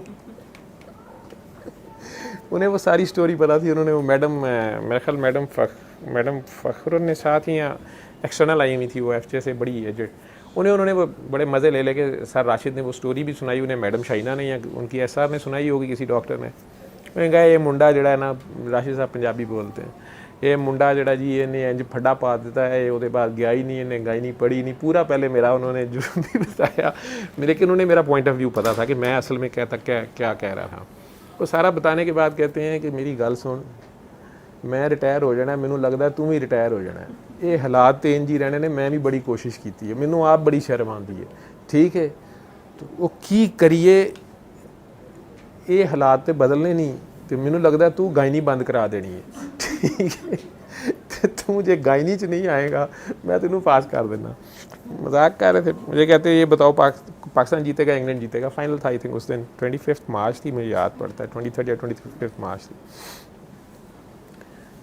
मैं कहा जी इंशाल्लाह पाकिस्तान जीतेगा। ये कहते हाथ सुट फिर चल जाओ तू जा, ठीक है। पास कर दिया उन्होंने। जो भी वाइवा जो पहले थोड़ा बहुत उन्होंने लिया वो याद तो मुझे आज तक है। मैंने वो वादा निभाया। मैं अपनी बीवी को भी 3 बार लेबर रूम में भेज के, इत्फाक में डिलीवरीज हुई तब मैं वहाँ जॉब करता था, तो मैं गायनी में पाँव नहीं रखा, लेकिन गायनी वालों ने मुझे ज़रूर बुलाया इत्फाक में। जब भी कोई थिएटर में इमरजेंसी होती थी, मैं ICU में होता था, तो मैंने थिएटर में जाके भी रिससिटेशंस की, सारा कुछ किया। मैं ख़ुद डॉक्टर बन गया था, हार्ट सर्जरी में काम करता था, तो चेस्ट पूरी खोलनी पड़ती थी, लड़की हो लड़का हो मर्द हो, वो तो सारी बातें अपनी जगह हैं। मैं उनमें असिस्ट नहीं भी कराता था, तो जो कुछ मुझे करना पड़ता था मेरे हिस्से में, वो तो बातें आहिस्ता मैंने कहा ना, आहिस्ता मैं भी यूज़ टू हो गया। या मैं डॉक्टर ही बन गया ना, मैं मर्द नहीं रहा, ना मर्द रहा ना औरत रहा, डॉक्टर बन गया। लेकिन वो सोच मेरी जो तब थी और जो मैंने उस वक्त स्टैंड लिया, जो भी मेरी अपनी जितनी समझ थी, जितनी पिक्चर देख के मैं उसके ऊपर तड़प उठा, उसी तरह भाई तुम में से कोई इधर आ जाता है अचानक, कुछ ये समझ के आ जाते हो कि वहाँ कोई हज़रत साहब होंगे, शायद कोई बहुत इस्लामी माहौल, कोई पहुँचे हुए अल्लाह वाले सूफ़ी दरवेश पीर फ़कीर, क्या वो उसे कहते हो, रूहानियात के बादशाह, ठीक है, वो बैठे होंगे शायद कोई। मेरी ऐसी कोई, मैं बार बार कितने डिस्क्लेमर दूँ, मैं कितनी बार क्लैरिफिकेशन दूँ, मैं बार बार तो बता रहा हूँ कि भाई मैं एक सादा एक आम डॉक्टर हूँ।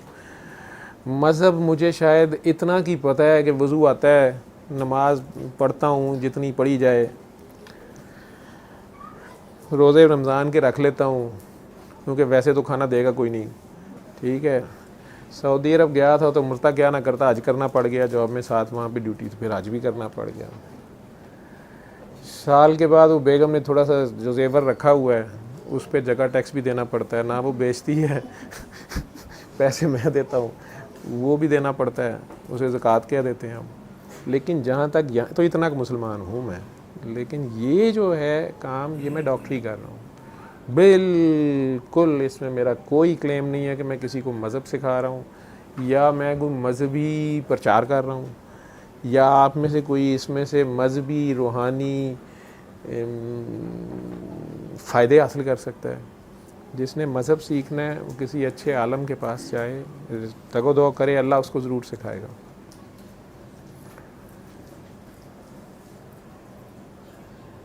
जहाँ तक ये तरीका इलाज की बात है, इसमें हाँ जो दूसरे जिसने मुझे वो वीडियो भेजी है वो बाबा जी के उर्स की, वो तो फेसबुक पे इतनी आम है, और मैं तो कह रहा हूँ ना कि मैं तो जो कुछ कर रहा हूँ सरेआम कर रहा हूँ, ठीक है। आज अल्लाह का शुक्र है कि वो डॉक्टर साहबा बीच में बैठी हैं, गवाही दे सकती हैं। तो मेरे पास फिर ऐसा वक्त भी आया है कि इसी कमरे में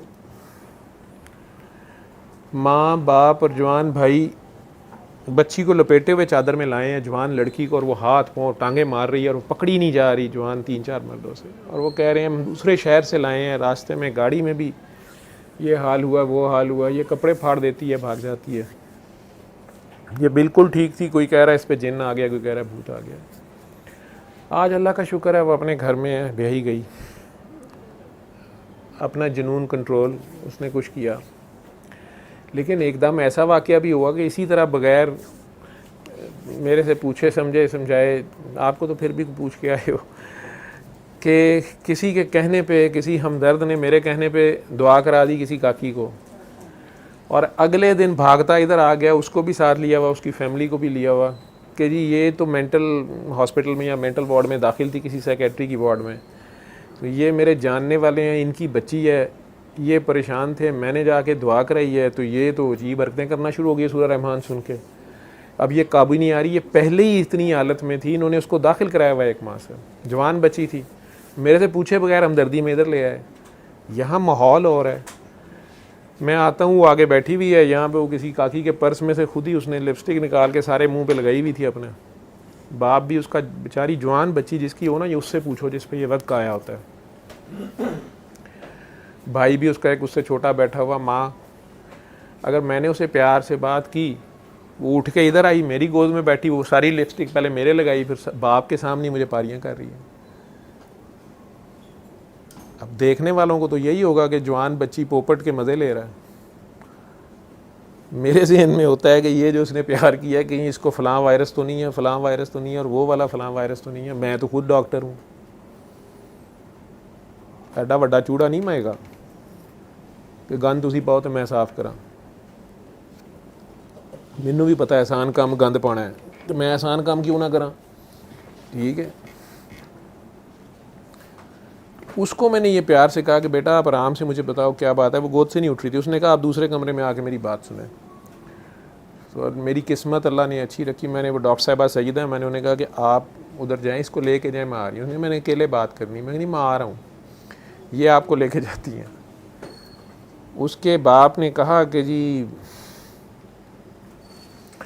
ये एकदम वायलेंट हो जाती है, इसने सर फाड़ लिया, महीना हो गया दाखिल किया हुआ हमने, जो भी कहानी है, पहले ये बिल्कुल ठीक थी, वो खुद ही कह रहे जी आलिमा थी, हिफ्ज़ कर रही थी मदरसे फ़लाँ में, पहले बीए भी किया हुआ है, अब ये भी कर रही थी, वो भी कर रही थी, जवान बची थी इन सारों के सामने, इनमें से कई बैठे होंगे।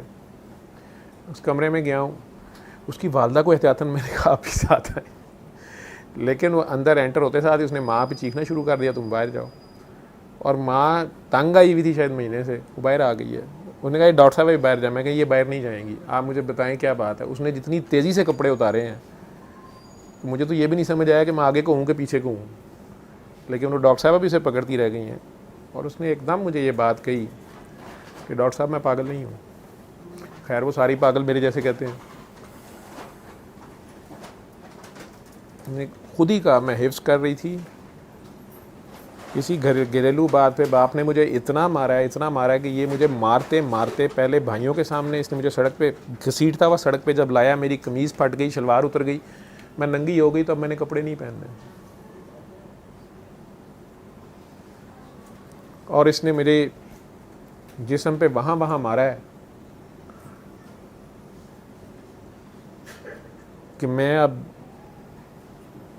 नाचूंगी। और लेकिन मैं जिस हॉस्पिटल में भी इन्होंने मुझे दाखिल कराया, 2 या 3 हॉस्पिटल, वहाँ मुझे सारे अपने बाप ही मिले हैं। मुझे वो कैसे इतना बड़ा फतवा दे रही है, लेकिन वो तो एक पागल, सर्टिफाइड पागल है जो साइकेट्री वार्ड में दाखिल है मुख्तलिफ अस्पतालों की महीने से। हम उसको तो नहीं मानेंगे, उसकी स्टेटमेंट कौन मानेगा। और अच्छा हुआ मैंने भी नहीं मानी। उसने कहा मैंने कपड़े उतार दिए इसलिए कि आपको मेरे से शादी करनी पड़ेगी तो मैं ठीक हो जाऊंगी। और मैंने अपना आप पेश कर दिया। आप अल्लाह नबी को गवाह बनाएं और उनकी गवाही और इस डॉक्टर साहबा की गवाही की मौजूदगी में मुझे अपनी बीवी माने। वो मैं ही जानता हूँ कि मैंने और इन डॉक्टर साहबा ने जिस तरह उसको वो कपड़े वापस पहनाए। अगर अचानक दरवाज़ा कोई खोल देता, उसके बाप को मैं नहीं समझा सकता था कि ये मैंने उतारे हैं, किसने उतारे हैं, ये क्या है, कोई भी खोल देता। वो जैसे भी उसे कपड़े पहनाए, जो भी उसको मैंने प्यार से जैसे कंट्रोल किया, धमाल मैंने लगाई, उसको मैं सूरह रहमान सुनाऊँ तो पहले बता रहे हैं डॉक्टर साहब थे कि जी वो तो सूरह रहमान से उसकी हालत ख़राब हो जाती है। ये किसी को नहीं समझ के ये क्या है। धमाल लगाई, वो पहले हंसती रही, ये क्या है, मैं ही कमरे में उसके सामने नाचा या धमाल की। अब वो क्या इलाज था क्या नहीं था, लेकिन जिस फेज़ में जिस ज़िद में वो थी, उसको कपड़े पहनाने में हम कामयाब हो गए दोनों। उसकी ज़िद तोड़ ली मैंने। बाहर निकाल के उसकी माँ को कहा कि इसको ले जाओ घर। वो कहे मैंने अब आपके घर जाना है, मैंने नहीं वापस जाना। जिस तरह उस वार्ड तक उसे पहुँचाया गया जिस हॉस्पिटल में वो थी, बल्कि अब वो इसी हॉस्पिटल आ गई थी। और रात इधर के भी कुछ लोग साथ थे जो ले के आए, उन्हें भी मैंने डांटा कि आप मेरे से तो पूछते। लेकिन अगले दिन मुझे उस वार्ड की स्टाफ जो कि मेरे साथ काम कर चुकी थी, मुझे 10 साल हो गए हैं हॉस्पिटल, उनका फ़ोन आया मुझे घर, मेरी छुट्टी थी उस दिन, ऑफ था संडे। उन्होंने कहा डॉक्टर साहब ऐसे थोड़े इज़्ज़त का जनाजा निकल गया। मैं कहा क्या हुआ है। उन्होंने कहा वो लड़की सुबह से जो डॉक्टर आता है, नर्स आती है, उन्हें कहती है कि डॉक्टर जवेद के साथ मेरी शादी हो गई और हमने वो सब कुछ कर लिया है जो तो मियाँ बीवी करते हैं। और उसकी माँ ने अब वार्ड सर पे उठाई हुई है और वो कह रही है कि वो बगैर डॉक्टर पता नहीं मेरी बच्ची को क्या कर दिया। लेकिन ये लड़की पहले बहुत अग्रेसिव थी, ना दवाई खाती थी, हर वक्त कपड़े उतारने के चक्कर में रहती थी। वो अब आराम से बैठी हुई है और इसने अपने फ़ोन जो माँ से उसमें इसने कोई धमाल वो कोई लगाई हुई है, कवाली लगाई हुई है, बस वो सुनती है और हंसती है। मैंने कहा फ़ौरन इसको सारे डॉक्टर जो अवेलेबल हैं उनके सामने, नर्सेज के सामने, इसको सीधा पूछो, इसकी माँ की मौजूदगी में पूछो कि शादी से तुम्हारी क्या मुराद है। इससे ये पूछो, इससे पूछो क्या क्या किया तुमने। कहती डॉक्टर साहब वो कह रही है मैंने कपड़े उतार दिए थे। मैं कि इससे पूछो डॉक्टर साहब ने भी कपड़े उतारे थे क्या, वहाँ डॉक्टर साहबा दूसरी नहीं थी। और ये अभी पूछो सबके सामने। थोड़ी देर बाद वो सिस्टर ने मुझे फ़ोन करके कहा जी कि वो कैटेगोरिकली सबके सामने कह रही है कि नहीं डॉक्टर साहब ने कपड़े नहीं उतारे थे, वो कह रहे थे कि जब हम सबके सामने शादी करेंगे फिर करेंगे। और अभी उन्होंने कपड़े मुझे पहना दिए। एक और बाजी भी थी वहाँ पे, लेकिन अल्लाह रसूल ने हमारा उनसे निकाह करा दिया।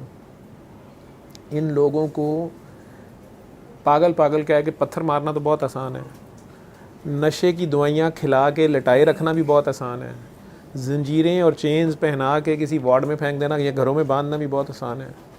लेकिन जो कोई इनका बाप या जो भी वजूहात बनी, अगर वो सच्ची भी है कि उसके बाप ने उसे ऐसे मारा था वैसे मारा था, या जिसने भी किया, क्योंकि पहले तो वैसी नहीं थी।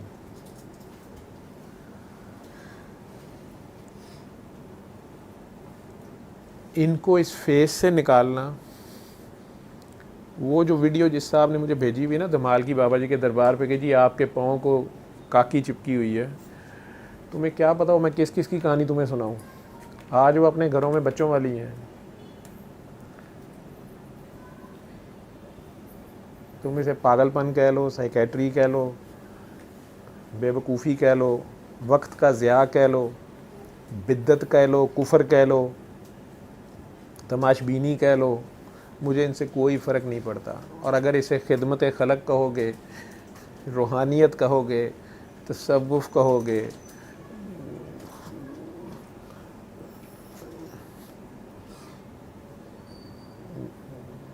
सोशल वर्क कहोगे, आई डैम केयर, मुझे इन दोनों में से किसी चीज़ से कोई फ़र्क नहीं पड़ता। मेरा मरीज़ ठीक हो जाता है, मेरी इज़्ज़त स्टेक पे है नहीं है। क्या जब मैं वैसे काम कर रहा होता हूँ थिएटर में या आईसीयू में या वार्ड में, क्या उन पेशेंट से मुझे बीमारी, कोई मौलिक बीमारी नहीं लग सकती? हम भी अपने ही एक किस्म के बॉर्डर पे लड़ रहे होते हैं। क्या आप हमें दे सकते हैं?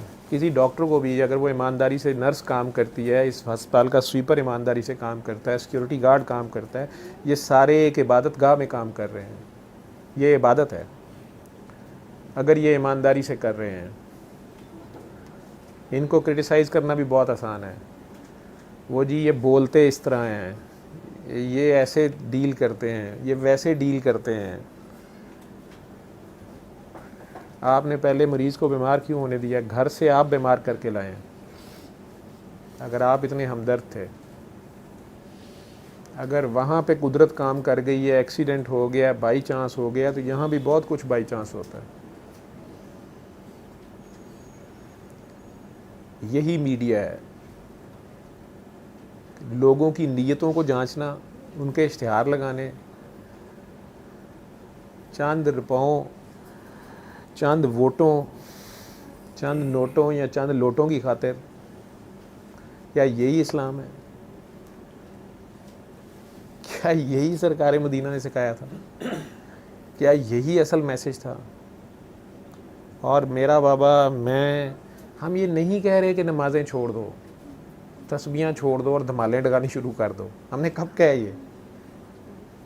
मैं कहते डॉक्टर साहब के नाल नंगे सिर वालियां बुढ़ियां बैठियां होंदियां, तो यार जड़ियां कज्जे सिर वालियां बैठियां ने, इन्हां नूं भी मैं नहीं बिठाया, भी आपे बैठियां ने। मैं तो किसी को नहीं कहता कि पढ़ो या ना पढ़ो नमाज, या सर ढांपो या ना ढांपो।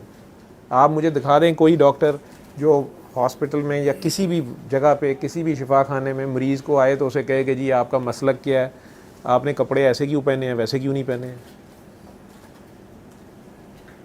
डॉक्टर के पास वो अपने दर्द के मदावे के लिए आया है, अपने मर्ज़ के इलाज के लिए आया है। आप लोगों में से जिस के मजहबी जज्बात मेरी वजह से कभी मजरूह हो जाते हैं, मैं माफ़ी चाहता हूँ, लेकिन मैं मज़हब नहीं कर रहा। आप सब अपना अपना धर्म भरम उसको भ्रष्ट होने से बचाएं। अगर मेरी वजह से किसी का धर्म या भरम भ्रष्ट हो गया है तो मैं माफ़ी चाहता हूँ, लेकिन मेरे किसी के धर्म भरम से कोई ताल्लुक़ नहीं है। मेरी गरज़ ये इन मरीज़ों से है, ये मरीज़ किसी तरीका इलाज से ठीक हो जाते हैं। यार ये जिसको दर्द हो रही होती है उससे पूछो, उस गर्जमंद से पूछो। मैं नहीं लोगों के ना ईमान पक्के करने बैठा हुआ हूँ, ना कच्चे करने बैठा हुआ हूँ। अगर उसका ईमान ही इतना कच्चा हो गया तो ये भी उसका मसला है, अगर पक्का हो गया तो ये मेरा कमाल नहीं है। हदायत तो रब देता है, मुझे तो बात करनी नहीं आती। बता तो रहा हूँ कि वो मौलाना शुक्र है, उन्होंने मेरे पे फतवा नहीं दाग दिया, उन्होंने प्यार ही किया। बाद में सियालकोट के थे, नाम मुझे भूल गया, प्यारे से थे, आंखें बहुत प्यारी थी उनकी, आशिक़ रसूल थे। उन्होंने तो बड़े प्यार से मुझे कहा कि आप अल्लाह मियाँ ना कहें या अल्लाह बेचारा ना कहें। वो अपनी जगह 100% ठीक थे। ये मैं नहीं कह रहा, मेरा अभी भी ये मैसेज नहीं है कि आप अल्लाह की पकड़ के बेइज्जती कर दें, ये भी मैसेज नहीं है।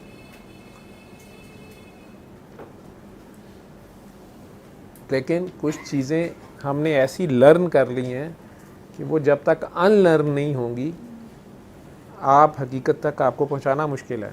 जो आपका सच होता है पहले उसको उसकी कली खोल दी जाती है तो आप पे हैरत आ जाती है, यार मैं क्या समझता रहा हूँ और ये क्या है। जैसे मेरे जैसे उसी पेंडू बच्चे को जिसका मैं जिक्र कर रहा हूँ 90s में, जिस वक्त उसे थिएटर में या लेबर रूम पहली बार ले जाया जाता है, जो बिहेवियर वो कर रहा है, अगर उससे भी 2 साल पहले या 3 साल पहले जब अभी मैं फर्स्ट ईयर में ही गया था, मुझे अचानक सीधा थिएटर में ले जाते और मैं वहाँ देखता कि यार ये जवान बच्ची को ये मर्द नंगा कर रहे हैं, इसके नंगे जिस्म पे हाथ फेर रहे हैं, बूढ़ी अम्मा जी की पिट्ठी में उंगलियां दे रहे हैं, जवान औरत की उंगलियां डाल के चेक कर रहे हैं, फिर कह रहे हैं अभी 2 घंटे बाकी है, अभी आधा घंटा बाकी है, अभी इतनी, ये क्या नॉनसेंस है। मैंने तो नहीं समझ आनी थी। और अगर आजकल के दौर की तरह वीडियो भी बनती है, आजकल तो वीडियो बनती है ऑपरेशंस की, हर चीज़ की पूरी पड़ी है नेट पे, डॉक्टर्स को सिखाने के लिए भी सिमुलेटर्स हैं। लेकिन कोई गधा उन्हें XXX मूवीज़ के तौर पे देखना चाहता है तो उसमें बड़ा मसाला मिल जाएगा उन्हें। लेकिन ना मैं अपनी सफाई दे रहा हूँ ना मैं किसी की दे सकता हूँ, मैं ऐसे ही हूँ, बल्कि आप ऐसा वैसा ही समझे मुझे। कितनी सफाइयाँ मेरे से लोगे, मैं सफाई वाला नहीं हूँ, गंद डालने वाला हूँ, चूड़ा जिसे कहते हैं।